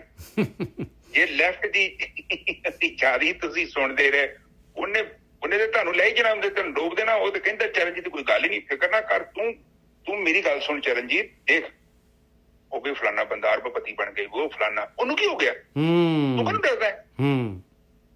ਏਦਾਂ ਕਨਵਿੰਟ ਕਰਦਾ ਤੁਹਾਡੇ ਅੰਦਰ। ਵੇਖੋ ਤੂੰ ਨਾ ਡਰ, ਅਬੇ ਤੇਰੇ ਵੱਡੇ ਸਾਹਿਬ ਹੈਗੇ, ਇਹ ਵੀ ਤੇ ਰਿਸ਼ਤੇ ਲਈ ਜਾਂਦੇ ਆ, ਤੂੰ ਵੀ ਚੱਕ ਲਾ। ਬਿਲਕੁਲ। ਕੀ ਹੋ ਗਿਆ ਓਏ? ਉਹ ਵੀ ਕਿੰਨਾ ਸੁਖੀ ਆ, ਤੂੰ ਵੇਖਦਾ ਨੀ ਤੂੰ ਕਿੰਨੇ ਪਦਾਰਥ ਤੇ ਕਿੰਨੀਆਂ ਵੱਡੀਆਂ ਗੱਡੀਆਂ ਕਾਰਾਂ, ਕਈ ਕੁਝ ਹੈਗਾ। ਪਰ ਅਸਲ ਚ ਜਿੰਨਾ ਉਹ ਦੁਖੀ ਆ, ਉਹ ਤੇ ਉਸ ਬੰਦੇ ਨੂੰ ਪੁੱਛੋ ਜਾ ਕੇ, ਕਿਉਂ? ਕਿਉਂਕਿ ਉਸਨੇ ਕੀਮਤ ਦਿੱਤੀ ਉਹਦੀ ਬਹੁਤ ਵੱਡੀ। ਤੇ ਉਹ ਹੁਣ ਜਿਹੜੇ ਬੰਦੇ ਨੇ ਇੱਕ ਮਹਿੰਗੀ ਚੀਜ਼ ਵੇਚ ਕੇ ਤੇ ਕੋਈ ਐਵੇਂ ਫਾਲਤੂ ਦੀ ਨਾਸਵਾਨ ਚੀਜ਼ ਖਰੀਦ ਲਈ ਹੋਵੇ ਤੇ ਆਪ ਉਹਨੂੰ ਬੜਾ ਸਿਆਣਾ ਕਹਿੰਦੇ ਹੋ, ਪਰ ਇਹ ਸਾਡੀ ਨਜ਼ਰ ਤੋਂ ਬੜਾ ਉਹ ਬੰਦਾ ਬਹੁਤ ਵਧੀਆ। ਆਪਾਂ ਤੇ ਕਹਿੰਦੇ ਹੀ ਨਹੀਂ ਕਿ ਬਾ ਇਹ ਘਾਟੇ ਚ ਹੈਗਾ, ਹੀ ਕਹਿੰਦੇ ਉਹ ਵੇਖੋ ਇਹਨੂੰ ਕੀ ਰੱਬ ਨੇ ਕਿਹਾ ਵੇਖਣਾ ਸੁਖੀ ਹੈ, ਕਿੰਨੀਆਂ ਮਹਿਲ ਤੇ ਕਿੰਨੀਆਂ ਜ਼ਮੀਨਾਂ। ਤੇ ਪਰ ਇੱਕ ਉਹਨੂੰ ਪੁੱਛੋ ਕਿ ਉਹਨੇ ਛਾਤੀ ਤੇ ਲੈ ਕੇ ਜਾਣੀ ਹੈ ਮਹਿਲ ਤੇ ਜ਼ਮੀਨਾਂ? ਜਿਹੜੇ ਤਾਜ ਮਹਿਲ ਬਣਾਏ ਉਹ ਤੇ ਇੱਥੇ ਰਹਿ ਗਿਆ ਤਾਜ ਮਹਿਲ। ਉਹ ਰਾਜਿਆਂ ਤੋਂ ਵੱਡੇ ਤੇ ਨਹੀਂ ਨਾ ਆਪਾਂ ਬਣ ਗਏ, ਆਪਾਂ ਬਹੁਤ ਥੱਲੇ ਰਹੇ ਨਾ, ਮਾਮੂਲੀ ਜਿਹਾ ਜੀਵਨ ਹੈ। ਪਰ ਜੇ ਉਹਨਾਂ ਦਾ ਨਾਂ, ਉਹਨਾਂ ਦਾ ਪਰਿਵਾਰ, ਤੁਹਾਨੂੰ ਵੇਖੋ ਹੁਣ ਉਹਨਾਂ ਦੇ ਰਾਜੇ ਸੀ, ਇੰਨਾ ਧਨ ਸੰਪਤੀ ਸੀ, ਕਿੱਧਰ ਗਿਆ ਉਹਨਾਂ ਦਾ ਟੱਬਰ? ਕੋਈ ਨਹੀਂ ਹੈਗਾ। ਉਹ ਮਹਿਲ ਬਣਾਏ ਸੀ ਅਸਕਰ। ਸਾਡਾ ਤੇ ਆਪ ਪਲੀਜ਼ ਅੰਡਰਸਟੈਂਡ ਕਰੋ ਮੈਂ ਕੀ ਕਹਿਣਾ ਚਾਹੁੰਦਾ। ਕੀ ਆਪਾਂ ਸੋਚਦੇ ਹਾਂ ਕਿ ਜਿਹੜੇ ਘਰ ਘੁਰ ਬਣਾਏ ਆ ਜੋ ਉਹ ਸਾਡੀ ਨਸਲ ਚੱਲੀ ਜਾਊਗੀ? ਇਹ ਸਮੇਂ 'ਚ ਪਤਾ ਨਹੀਂ ਕੀ ਚੱਕਰ ਘੁੰਮਣਾ ਵਾ, ਵੀ ਗੁੰਮ ਹੋ ਜਾਣਾ ਵਾ। ਬਿਲਕੁਲ ਸਹੀ ਗੱਲ ਹੈ। ਔਰ ਇਨਸਾਨ ਤਾਂ ਗੋਰਖੀ ਸਾਹਿਬ ਦੇਖੋ ਬਈ ਸੋਚਦਾ 30 40 25 30 40 ਸਾਲ 50 ਸਾਲ 'ਚ ਤਾਂ ਸੋਚਦਾ ਹੈ ਕਿ ਬਈ ਹਾਲੇ ਤਾਂ ਖਾਈ ਜਾ ਯਾਰ, ਹਾਲੇ ਤਾਂ ਖਿੱਚੀ ਜਾ, ਬਸ ਪੈਗ ਲਾਈ ਜਾ, ਜੋ ਦੁਨੀਆ ਦੇ ਪਦਾਰਥ ਆ ਭੋਗੀ ਜਾ, ਬਾਅਦ ਵਿੱਚ ਜਾ ਕੇ ਭਗਤੀ ਕਰ ਲਾਂਗੇ। ਉਹ ਪਤਾ ਨਹੀਂ ਕਿਹੜੇ ਟਾਈਮ ਫਿਊਜ਼ ਹੋ ਜਾਣਾ ਹੈ ਔਰ ਕਿੰਨਾ ਕੁ ਉਹਦੇ ਨਾਲ ਪਾਣ ਚੜ ਜਾਣੀ ਹੈ ਇਹਦੀ ਜਿਹੜੀ ਆ ਨੈਗੇਟਿਵਿਟੀ ਦੀ, ਮਾਇਆ ਦੀ, ਇਹ ਪਦਾਰਥਾਂ ਦੀ, ਕਿ ਇਸ ਪਾਸੇ ਉਸ ਪਾਸੇ ਤੇਰੀ ਰੁਚੀ ਹੀ ਨਹੀਂ ਹੋਣੀ ਕਦੀ ਵੀ। ਹਾਂਜੀ ਵੀਰ ਜੀ। ਹੁਣ ਤੁਸੀਂ ਵੇਖੋ ਤੁਹਾਡਾ ਸਰੀਰ ਆ, ਹੁਣ ਤੁਸੀਂ ਬੈਲੈਂਸ ਕਰੀ ਜੋ, ਐਕਸਰਸਾਈਜ਼ ਕਰੀ ਜੋ ਥੋੜੀ ਬਹੁਤੀ, ਤਾਂ ਤੁਹਾਡਾ ਸਰੀਰ ਸਟਰੋਂਗ ਆ। ਹੁਣ 40-50 ਸਾਲ ਤੁਸੀਂ ਐਕਸਰਸਾਈਜ਼ ਨਹੀਂ ਕੀਤੀ, ਮੁੜ ਕੇ ਜਿਮ 'ਚ ਜਾ ਕੇ ਡੰਬਲ ਚੁੱਕੇ ਜਾਣੇ ਤੁਹਾਡੇ ਤੋਂ ਨਾ। ਸਰੀਰ ਨੇ ਕਹਿਣਾ ਕਿ 40-50 ਸਾਲ ਤੇ ਪਹਿਲਾਂ ਮੈਨੂੰ ਤਾਂ ਕਦੇ ਦਿਖਾਇਆ ਹੀ ਨਹੀਂ ਜਿਮ, ਹੁਣ ਮੈਨੂੰ ਕਹਿੰਦਾ ਜਿਮ 'ਚ ਚੱਲ ਜਾ, ਇੱਥੇ ਇਹ ਚੀਜ਼ਾਂ ਮੈਨੂੰ ਪਸੰਦ ਹੀ ਨਹੀਂ। ਇਹ ਕਿੱਥੇ ਲੈ ਆਇਆ ਮੈਨੂੰ ਤੁਸੀਂ ਟੀਵੀ ਦੀ ਗਾੜੀ ਆਲਸ, ਜਿੱਥੇ ਮੈਂ ਲੰਮਾ ਪਵਾਂ, ਮੈਨੂੰ ਕੋਈ ਪੁੱਛੇ ਨਾ ਪਿੱਛੇ, ਮੈਂ ਆਪਣੀ ਮਰਜ਼ੀ ਨਾਲ ਉੱਠਾਂ, ਭਾਵੇਂ 2 ਵਜੇ ਉੱਠਾਂ, ਭਾਵੇਂ 12 ਵਜੇ ਉੱਠਾਂ। ਤੇ ਜਦੋਂ ਇਹਨੂੰ ਸਰੀਰ ਨੂੰ ਆਪਾਂ ਇਹਨੂੰ ਸਿਸਟਮ 'ਚ ਲੈ ਕੇ ਆਉਂਦੇ ਆ ਕਿ ਬਈ ਦੇਖ ਗੱਲ ਸੁਣ ਮੇਰੀ, ਤੇਰੇ ਆਹ ਖਾਣ ਦਾ ਟਾਈਮ ਹੀ, ਆਹ ਤੇਰੇ ਸੌਣ ਦਾ ਟਾਈਮ ਹੀ, ਤੇ ਆਹ ਤੇਰੇ ਨਹਾਉਣ ਦਾ ਟਾਈਮ ਹੀ। ਫਿਰ ਇਹ ਜਿਹੜਾ ਸਰੀਰ ਆ ਇਹ ਇੱਕ ਸਿਸਟਮ 'ਚ ਆ ਜਾਂਦਾ ਔਰ ਸਿਸਟਮ ਨੂੰ ਤੋੜੋ ਨਾ। ਹੁਣ ਜਦ ਤੱਕ ਦੇਖੋ ਨਦੀ ਹੈ, ਨਦੀ ਦੇ ਕਿਨਾਰੇ ਹੈਗੇ ਆ, ਜਦੋਂ ਕਿਨਾਰਿਆਂ ਦੇ ਵਿੱਚ ਨਦੀ ਚੱਲਦੀ ਆ ਤੇ ਨਦੀ ਬੜੀ ਸੋਹਣੀ ਲੱਗਦੀ ਆ। ਤੇ ਜਦੋਂ ਨਦੀ ਦਾ ਕਿਨਾਰਾ ਕੋਈ ਨਹੀਂ ਹੈ, ਕੋਈ ਸਿਸਟਮ ਨਹੀਂ ਹੈਗਾ, ਕੋਈ ਅਨੁਸ਼ਾਸਨ ਨਹੀਂ ਹੈਗਾ, ਕੋਈ ਟਾਈਮ ਟੇਬਲ ਹੀ ਨਹੀਂ ਹੈਗਾ, ਕਿੱਥੇ ਜਾਓਗੇ ਤੁਸੀਂ? ਸਾਰਾ ਕੁਝ ਤੁਹਾਡੇ ਅੰਦਰ ਖਿਲਰ ਜਾਣਾ, ਤੁਹਾਡੀ ਜ਼ਿੰਦਗੀ ਜਿਹੜੀ ਬੇਮੈਨੇ ਹੋ ਜਾਣੀ ਹੈ। ਐਤਵਾਰ ਨੂੰ ਵੈਸੇ ਵੀ ਬੰਦਾ ਕਹਿੰਦੇ ਨਾ ਮੈਨੂੰ ਛੁੱਟੀ ਚਾਹੀਦੀ ਆ, ਤੇ ਐਤਵਾਰ ਉਹਨੂੰ ਸਮਝ ਨਹੀਂ ਆਉਂਦੀ ਨਿਜਰ ਸਾਹਿਬ ਕਰਨਾ ਕੀ ਆ, ਵਿਹਲਾ। ਬਿਲਕੁਲ। ਤੇ ਉਹਨੂੰ ਵਿਚਾਰੇ ਦਾ ਇੱਕ ਦਿਨ ਕੱਢਣਾ ਔਖਾ ਹੁੰਦਾ। ਉਹ ਕਹਿੰਦਾ ਸ਼ੁਕਰ ਹੀ ਭਰਾ ਮੈਂ ਕੰਮ ਤੇ ਵਾਪਸ ਗਿਆ। ਇਸ ਬੰਦੇ ਦਾ ਸੁਭਾਅ ਆ। ਇੱਕ ਦੀ ਮੈਂ ਕਹਾਣੀ ਪੜ੍ਹਨ ਦਿਆ ਸਾਂ। ਇੱਕ ਬੰਦਾ ਸੀ, ਉਹ ਭੱਜਣ ਦਿਆ ਸੀ ਤੇ ਉਹਨੂੰ ਥੱਕ ਗਿਆ ਤੇ ਉਹ ਹੌਲੀ ਤੁਰਨ ਲੱਗਾ। ਉਹਨੂੰ ਚੰਗਾ ਲੱਗਾ, ਬੜਾ ਸ਼ਾਂਤੀ ਮਿਲੀ, ਆਰਾਮ ਮਿਲਿਆ। ਹੁਣ ਤੁਰਨਾ ਕਿੰਨਾ ਕੁ ਸੀ। ਇੱਕ ਟਾਈਮ ਆ ਗਿਆ ਤੁਰ ਤੁਰ ਕੇ ਵੀ ਥੱਕ ਗਿਆ। ਫਿਰ ਉਹਦਾ ਦਿਲ ਕੀਤਾ ਖਲੋ ਜਾ, ਉਹਨੂੰ ਹੋਰ ਆਰਾਮ ਮਿਲਿਆ। ਤੇ ਫਿਰ ਉਹ ਖਲੋਣਾ ਕਿੰਨਾ ਚੀ, ਫਿਰ ਆ ਕੇ ਬਹਿ ਗਿਆ। ਹੁਣ ਬਹਿਣਾ ਕਿੰਨਾ ਚੀ, 2 ਘੰਟੇ 4 ਘੰਟੇ।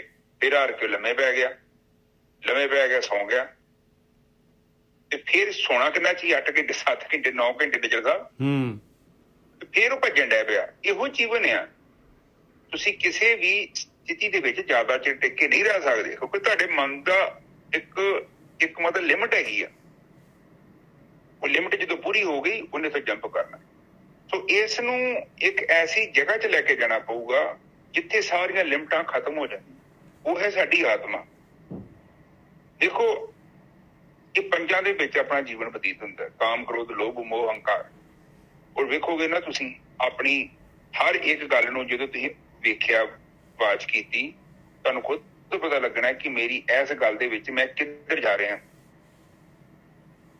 ਔਰ ਜਦੋਂ ਤੁਸੀਂ ਉਚਾਈ ਦੇ ਵੱਲ ਥੋੜੀ ਜਿਹੀ ਗਤੀ ਕੀਤੀ ਨਾ, ਆਟੋਮੈਟਿਕਲੀ ਇਹਨਾਂ ਚੀਜ਼ਾਂ ਨੇ ਤੁਹਾਡੇ ਤੋਂ ਅਲੱਗ ਹੋ ਜਾਣਾ। ਔਰ ਆਖਰ ਦੇ ਵਿੱਚ ਜਿਹੜੀ ਸਾਡੀ ਮੇਨ ਸਥਿਤੀ ਹੈ ਉਹ ਹੈਗੀ ਸਾਡੀ ਚੇਤਨਾ। ਦੇਖੋ, ਚੇਤਨਾ ਦੇ ਵਿੱਚ ਹੀ ਪਹੁੰਚਣਾ ਹੈ। ਔਰ ਜਿੰਨਾ ਚਿਰ ਤੱਕ ਇਸ ਚੇਤਨਾ ਦੇ ਵਿੱਚ ਸਥਿਰ ਨਹੀਂ ਨਾ ਹੋ ਜਾਂਦੇ, ਉਹਨਾਂ ਚਿਰ ਤੱਕ ਇਹ ਸੰਸਾਰ ਦਾ ਇੰਪੈਕਟ ਸਾਡੇ ਤੇ ਘਟਣਾ ਨਹੀਂ। ਕਿਉਂਕਿ ਸਾਡਾ ਸਰੀਰ ਵੀ ਇਹ ਤੋਂ ਬਣਿਆ, ਸਾਡਾ ਆਲਾ ਦੁਆਲਾ ਇਹਨਾਂ 5 ਤੱਤਾਂ ਤੋਂ ਬਣਿਆ। ਐਡੇ ਕਾਮ, ਕ੍ਰੋਧ, ਲੋਭ, ਮੋਹ, ਹੰਕਾਰ 5 ਹੈਗੇ ਆ। ਇਹ ਵੀ ਇਹਨਾਂ 5 ਤੱਤਾਂ ਦਾ ਹਿੱਸਾ ਵਾ। ਇਹਦੇ ਬਾਵਜੂਦ ਵੀ ਇਹ ਜਿਹੜੀ ਚੇਤਨਾ ਨੂੰ ਘੇਰਿਆ ਇਹਨਾਂ ਨੇ। ਸਮਾਧੀ ਦਾ ਮਤਲਬ ਇਹੋ ਹੀ ਹੈ ਕਿ ਇਹਨਾਂ 5 ਨੂੰ ਆਪਣੇ ਆਪ ਤੋਂ ਅਲੱਗ ਕਰਕੇ ਆਪਣਾ ਚੇਤਨ ਰੂਪ ਦੇਖ ਲੈਣਾ ਕਿ ਮੈਂ ਇਹ 5 ਦੇ ਵਿੱਚ ਨਹੀਂ ਹਾਂ, ਮੈਂ 5 ਤੋਂ ਅੱਗੇ ਇੱਕ ਹੋਰ ਸਤਾ ਹਾਂ। ਮੈਂ ਇੱਕ ਚੇਤਨਾ ਹਾਂ ਔਰ ਮੇਰਾ ਕੋਈ ਆਕਾਰ ਨਹੀਂ ਹੈਗਾ। ਤੁਸੀਂ ਵੇਖੋ, ਜਦੋਂ ਤੁਸੀਂ ਸਮਾਧੀ ਲੀਨ ਹੁੰਦੇ ਜੋ ਨਾ, ਨਿਰਵਿਚਾਰ ਹੁੰਦੇ ਜੋ, ਤਾਂ ਵੇਖੋ ਤੁਹਾਡੇ ਅੰਦਰ ਜਿਹੜੀ ਸਤਾ ਹੈ ਉਹ ਕੋਈ ਰੂਪ ਨਹੀਂ ਹੈਗਾ ਉਹਦਾ, ਉਹਦੀ ਕੋਈ ਰੇਖ ਨਹੀਂ ਹੈਗੀ। ਉਹ ਕੋਈ ਏਦਾਂ ਨਹੀਂ, ਤੁਸੀਂ ਉਹਨੂੰ ਮੈਜਰ ਨਹੀਂ ਕਰ ਸਕਦੇ ਨਿਜਰ ਸਾਹਿਬ। ਬਿਲਕੁਲ। ਕਿਉਂਕਿ ਉਹ ਮੈਜਰਮੈਂਟ 'ਚ ਨਹੀਂ ਹੁੰਦਾ। ਉਹ ਤੁਸੀਂ ਉਹਨੂੰ ਅਨੁਭਵ ਕਰ ਸਕਦੇ ਜੋ। ਜਦੋਂ ਸਭ ਕੁਝ ਸ਼ਾਂਤ ਹੋ ਜਾਂਦਾ ਨਾ, ਮਾਨਸਰੋਵਰ ਦੀ ਝੀਲ ਵਾਂਗੂ, ਜਦੋਂ ਸਭ ਕੁਝ ਸ਼ਾਂਤ ਹੋ ਜਾਂਦਾ, ਸਾਰੇ ਤੱਤ ਆਪਣੇ ਮੂਲ ਸਰੂਪ 'ਚ ਲੀਨ ਹੋ ਜਾਂਦੇ, ਤੁਸੀਂ ਉਸ ਸਤਾ ਨੂੰ ਦੇਖਦੇ। ਔਰ ਉਸ ਸਤਾ ਨੂੰ ਦੇਖਿਆ ਹੀ ਤੇ ਗਿਆਨ ਹੁੰਦਾ ਕਿ ਇਹ ਜਿਹੜੀ ਗੇਮ ਹੈ, ਜਿਹੜੀ ਮੇਰੇ ਸਰੀਰ 'ਚ ਚੱਲਣ ਦੀ ਆ, ਮੈਂ ਉਹ ਨਹੀਂ ਹੈਗਾ, ਮੈਂ ਉਹਨਾਂ ਤੋਂ ਅਲੱਗ ਹਾਂ। ਮੈਂ ਬੜੀ ਪਵਿੱਤਰ ਸਤਾ ਵਾਂ। ਪਰ ਅਗਿਆਨ, ਇੱਕ ਭਰਮ ਦੇ ਕਰਕੇ ਮੈਂ ਇਹ ਕੀ ਕਰ ਰਿਹਾ ਕਿ ਮੈਂ ਸੰਸਾਰ ਦੇ ਵੱਲ ਗਤੀ ਕਰ ਰਿਹਾ। ਔਰ ਜਿਵੇਂ ਜਿਵੇਂ ਮੈਂ ਸੰਸਾਰ ਵੱਲ ਜਾਂਦਾ ਹੈ ਤੇ ਮੈਂ ਆਪਣੇ ਅੰਦਰੋਂ ਦੂਰ ਜਾ ਰਿਹਾ। ਆਪ ਪਲੀਜ਼ ਅੰਡਰਸਟੈਂਡ ਕਰੋ। ਹੁਣ ਇੱਕ ਚੀਜ਼ ਮੇਰੇ ਮਗਰ ਆ, ਮੇਰੇ ਬੈਕ ਸਾਈਡ ਤੇ ਨਿਜਰ ਸਾਹਿਬ। ਤੇ ਹੁਣ ਜਾਣਾ ਮੈਂ ਉੱਧਰ ਹੈ ਤੇ ਮੈਂ ਹੁਣ ਮੇਰੀ ਅੰਦਰੀਆਂ ਦੀ ਡਾਇਰੈਕਸ਼ਨ ਵੇਖੋ, ਤੁਹਾਡੀ ਗਾਂਹ ਨੂੰ ਆ। ਤੁਸੀਂ ਬੈਕ ਨਹੀਂ ਹੋਣਾ ਚਾਹੁੰਦੇ, ਤੁਸੀਂ ਗਾਂਹ ਹੀ ਚੱਲਣਾ ਚਾਹੁੰਦੇ। ਪੁੱਠਾ ਚੱਲਣਾ ਕਿੰਨਾ ਔਖਾ ਹੈ। ਬਿਲਕੁਲ। ਆਪ ਪੁੱਠਾ ਚੱਲੋਗੇ ਤਾਂ ਬੜਾ ਮੁਸ਼ਕਿਲ ਹੈ। ਹਾਂ, ਸਿੱਧਾ ਚੱਲਣਾ ਬੜਾ ਆਸਾਨ ਹੈ। ਸੁਰਤੀ ਨੂੰ ਬਾਹਰ ਚਲਾਉਣਾ ਬੜਾ ਆਸਾਨ ਹੈ, ਕਿਉਂਕਿ ਇੰਦਰੀਆਂ ਦੀ ਡਾਇਰੈਕਸ਼ਨ ਬਾਹਰ ਨੂੰ ਆ, ਪ੍ਰਕਿਰਤੀ ਦੇ ਵੱਲ। ਇਹਨੂੰ ਵਾਪਸ ਮੋੜਨਾ ਹੈ ਸੁਰਤੀ। ਔਰ ਵਾਪਸ ਜਦੋਂ ਮੋੜੋਗੇ ਜ਼ੋਰ ਤੇ ਲਾਉਣਾ ਪੈਣਾ। ਇੱਕ ਜ਼ੋਰ ਲਾਓਗੇ, ਵੱਡੀ ਗੱਡੀ ਆ, ਬ੍ਰੇਕ ਤੇ ਵੱਜ ਜੂਗੀ। ਅੱਜ ਨਹੀਂ ਵੱਜੂਗੀ, 6 ਮਹੀਨੇ ਰੋਕੇ ਵੱਜੂਗੀ। ਬ੍ਰੇਕ ਤੇ ਵੱਜਣੀ ਹੀ ਵੱਜਣੀ ਹੈ। ਜੇਕਰ ਨਹੀਂ ਬ੍ਰੇਕ ਮਾਰਦੇ ਤੇ ਗੱਡੀ ਨਹੀਂ ਜੋ ਰੁਕਣੀ, ਇਹ ਚੱਲੀ ਜਾਣੀ ਹੈ। ਇਹ ਤੇ 84 ਦੀ ਗੱਡੀ ਹੈ, ਲੰਮੀ, ਘੁੰਮ ਘੁੰਮ ਕੇ ਜਾਣਾ। ਪਰ ਜਦੋਂ ਉਹ ਸੂਈ ਆਪਣੇ ਆਪ ਨੂੰ ਰੋਕ ਲੈਂਦੀ ਹੈ, ਉਹੀ ਸੂਈ ਬਾਹਰ ਆ ਜਾਂਦੀ। ਕਹਾਣੀ ਕੁਛ ਵੀ ਨਹੀਂ ਹੈਗੀ। ਹਾਂਜੀ ਨਜਰ ਸਾਹਿਬ। ਬਹੁਤ ਵਧੀਆ ਗੁਰਪ੍ਰੀਤ ਸਾਹਿਬ, ਬਹੁਤ ਵਧੀਆ। ਤੇ ਅਗਲਾ ਲਈਏ ਜਾਂ ਇੱਥੇ ਕਰੀਏ? ਅਗਲਾ ਲੈ ਲਓ, ਇੱਕ ਹੋਰ ਲੈ ਲਓ। ਹਾਂਜੀ ਹਾਂਜੀ। ਕਬੀਰ ਹਰ ਹੀਰਾ ਜਨ ਜੌਹਰੀ ਲੇਕੈ ਮਾਂਡੈ ਹਾਟ। ਕਹਿੰਦੇ ਦੇਖ ਲਓ ਭਾਈ, ਹਰ ਇੱਥੇ ਹਰ ਦਾ ਮਤਲਬ ਆ ਪਰਮੇਸ਼ਰ ਨਹੀਂ, ਪਰਮੇਸ਼ਰ ਦਾ ਨਾਮ। ਪਰਮੇਸ਼ਰ ਦਾ ਨਾਮ ਜਿਹੜਾ ਹੈਗਾ ਹੀਰਾ ਹੈਗਾ ਭਾਈ। ਉਹ ਹੀਰਾ ਗੁਪਤ ਹੈਗਾ, ਆਪਣੇ ਅੰਦਰ ਹੀ ਪਿਆ ਹੋਇਆ ਹੈ। ਨੌ ਨਿਧ ਅੰਮ੍ਰਿਤ ਪ੍ਰਭ ਕਾ ਨਾਮ, ਦੇਹੀ ਮੈਂ ਇਸਕਾ ਵਿਸ਼ਰਾਮ। ਤੇ ਜਨ ਜਿਹੜੇ ਹੈਗੇ ਜੌਹਰੀ ਹੈਗੇ ਆ, ਉਹਨਾਂ ਨੇ ਪਰਖ ਲਿਆ ਭਾਈ। ਲੇਕਾ ਮਾਂਡੇ ਹਾਟ, ਉਹਨਾਂ ਨੇ ਜਿਹੜੀ ਆਪਣੀ ਹੱਟੀ ਸਵਾਰ ਲਈ, ਲੈ ਲਿਆ, ਉੱਥੇ ਤੱਕ ਪਹੁੰਚ ਗਏ ਭਾਈ, ਹੀਰੇ ਤੱਕ। ਉਹਨਾਂ ਦੇ ਤਾਂ ਹੋ ਗਿਆ, ਲਿਸ਼ਕਾ ਮਾਰ ਰਹੇ ਉਹਨਾਂ ਦੇ ਤਾਂ। कबीर हर हीरा जन जौहरी लेके मांडे हाट, जब ही पाइए पारखू तब हीरन की साट। साट ਦਾ ਮਤਲਬ ਹੁੰਦਾ ਹੈ ਬਈ ਤਦ ਜਿਹੜਾ ਹੈਗਾ ਹੀਰਿਆਂ ਦਾ ਜਿਹੜਾ ਹੈਗਾ ਇਹ ਬਿਜ਼ਨਸ ਹੁੰਦਾ ਹੈ, ਵਪਾਰ ਹੁੰਦਾ ਹੈ। ਜਦ ਕੋਈ ਜੌਹਰੀ ਆ ਜਾਂਦਾ ਹੈ ਤਦ ਪਰਖਣ ਵਾਲਾ ਆ ਜਾਂਦਾ ਹੈ। ਬਾਕੀ ਦੁਨੀਆ ਜਿਹੜੀ ਹੈ ਕੱਚ ਨੂੰ ਪਰਖਦੀ ਹੈ, ਕੱਚ ਦੇ ਪਿੱਛੇ ਜਾਂਦੀ ਹੈ। ਕੋਈ ਟਾਵਾਂ ਜਿਹੜਾ ਹੈਗਾ ਜੌਹਰੀ ਆ ਜਾਂਦਾ, ਜਿਹਨੂੰ ਗਿਆਨ ਹੋ ਜਾਂਦਾ ਹੈ ਭਾਈ, ਉਹ ਫਿਰ ਜਿਹੜਾ ਹੈਗਾ ਇਹਨਾਂ ਦੇ ਕੋਲੋਂ ਜਿਹੜੇ ਹੈਗੇ ਹਰੀ ਦੇ ਜਨਾਂ ਕੋਲੋਂ, ਜਿਨ੍ਹਾਂ ਨੇ ਹੀਰਾ ਲੈ ਲਿਆ, ਜਿਨ੍ਹਾਂ ਨੇ ਆਪਣੀ ਹੱਟੀ ਨੂੰ ਸਵਾਰ ਲਿਆ, ਉਹਨਾਂ ਦੇ ਕੋਲੋਂ ਫਿਰ ਜਿਹੜਾ ਹੈਗਾ ਉਹ ਹੀਰੇ ਦੇ ਵਾਸਤੇ ਜਿਹੜਾ ਹੈਗਾ ਕਿਵੇਂ ਮਿਲਣਾ ਹੈ ਉਹਨਾਂ ਨੂੰ ਹੀਰਾ, ਅਤੇ ਉਹ ਜਿਹੜਾ ਇਹਦਾ ਬਿਜ਼ਨਸ ਸ਼ੁਰੂ ਕਰ ਦਿੰਦੇ ਆ, ਆਪਣੇ ਸਵਾਸ ਲਾਉਣੇ ਸ਼ੁਰੂ ਕਰ ਦਿੰਦੇ ਉਸ ਪਾਸੇ ਨੂੰ। ਉਹ ਜਿਹੜੇ ਆਪਣੀ ਗੱਡੀ ਜਿਹੜੀ ਹੈਗੀ ਬਾਹਰ ਵੱਲ ਨੂੰ ਜਿਹੜੀ ਯਾਤਰਾ ਹੈ ਉਹਨੂੰ ਛੱਡ ਕੇ ਅੰਦਰ ਜਿੱਧਰ ਹੀਰਾ ਹੈਗਾ ਉਸ ਪਾਸੇ ਆਤਮਾ ਵੱਲ ਨੂੰ ਤੁਰ ਪੈਂਦੇ। ਹਾਂਜੀ ਵੀਰ ਜੀ। ਅਬਾ ਠੀਕ ਹੈ ਜੀ। ਮੋਟੀਵੇਸ਼ਨ ਜਦੋਂ ਮਿਲ ਜਾਂਦਾ ਹੈ ਸੰਗਤ ਦੇ ਵਿੱਚ ਬਹਿ ਕੇ, ਬਾਰ-ਬਾਰ ਜਦੋਂ ਮਨ ਸੁਣਦਾ ਹੈ, ਤੇ ਫਿਰ ਉਹ ਹੁਣ ਇਹ ਜਿਹੜੀ ਬਾਰ-ਬਾਰ ਆਪਾਂ ਬਾਣੀ ਸਰਵਣ ਕਰਦੇ ਹਾਂ, ਇੱਕ ਦਿਨ ਮਨ ਮੰਨ ਜਾਂਦਾ ਹੈ। ਫਿਰ ਮਨ ਜਦੋਂ ਮੰਨਦਾ ਹੈ, ਮਨ ਮਾਨਿਆ ਤੋ ਹਰ ਜਾਣਿਆ। ਹਾਂ, ਫਿਰ ਕਨਵਿੰਸ ਹੋ ਜਾਂਦਾ ਹੈ ਤੇ ਗੱਲ ਖਤਮ ਹੋ ਜਾਂਦੀ ਹੈ। ਫਿਰ ਕੀ ਕਰਦਾ ਹੈ, ਫਿਰ ਇਹ ਡਾਇਰੈਕਸ਼ਨ ਚੇਂਜ ਕਰ ਦਿੰਦਾ। ਮਨ ਇੱਕ ਚੀਜ਼ ਤੋਂ ਦੂਜੀ ਚੀਜ਼ ਤੇ ਜਾਣ ਦੇ ਲਈ ਜ਼ਿਆਦਾ ਟਾਈਮ ਨਹੀਂ ਲਾਉਂਦਾ, ਪਰ ਮਨ ਜਿਹੜਾ ਹੈ ਨਾ ਸੱਚ ਦੇ ਨਾਲ ਮਤਲਬ ਜੁੜਨ ਦੇ ਲਈ ਥੋੜਾ ਟਾਈਮ ਜ਼ਰੂਰ ਲਾਉਂਦਾ, ਕਿਉਂਕਿ ਇਸ ਨੇ ਮਨ ਦਾ ਇੱਕ A to Z ਜਿਹੜਾ ਜੋ ਇਹਨੇ ਪਹਿਲਾਂ ਸੋਚਿਆ, ਜੋ ਇਹਦੇ ਅੰਦਰ ਸਾਰਾ ਅੰਦਰ ਦੁਨੀਆ ਭਰ ਦਾ ਤੁਹਾਡੇ ਅਨੰਤ ਜਨਮਾਂ ਦਾ ਜਿਹੜਾ ਅੰਦਰ ਸੰਸਕਾਰ ਆ, ਉਹਦੇ ਆਪੋਜਿਟ ਗੱਲ ਹੋ ਜਾਣੀ ਹੈ ਜਦੋਂ ਮਨ ਆਤਮਾ 'ਚ ਜਾਣਾ ਹੈ। ਇਸ ਕਰਕੇ ਮਨ ਕਨਵਿੰਸ ਨਹੀਂ ਹੁੰਦਾ ਛੇਤੀ ਕਰਕੇ, ਕਿਉਂਕਿ ਉਹਨੂੰ ਫੋਰਸ ਕਰਨ ਦੇ ਲਈ ਬਹੁਤ ਕੁਝ ਪਿੱਛੇ ਪਿਆ ਹੋਇਆ। ਇਸੇ ਕਰਕੇ ਬੰਦਾ ਤੁਰਦਾ ਨਹੀਂ ਆ ਆਪ।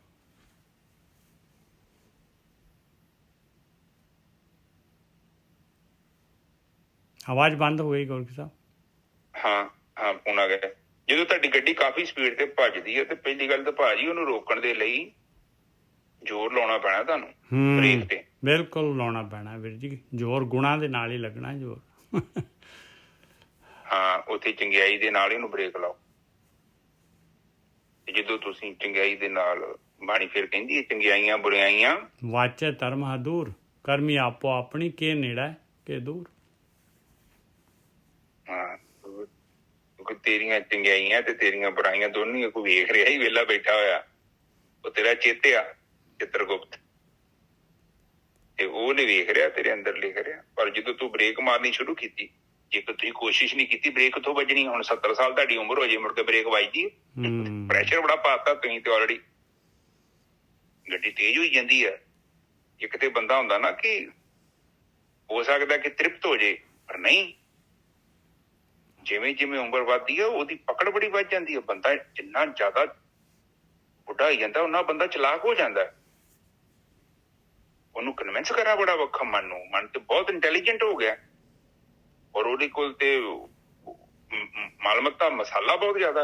ਉਹ ਸੋਚਦਾ ਹੈ ਕਿ ਬਈ ਐਡਾ ਇੰਨਾ ਕੁਝ ਇਕੱਠਾ ਕੀਤਾ ਵਾ, ਇਹ ਬਾਣੀ ਕਹਿੰਦੀ ਛੱਡ ਦੇ।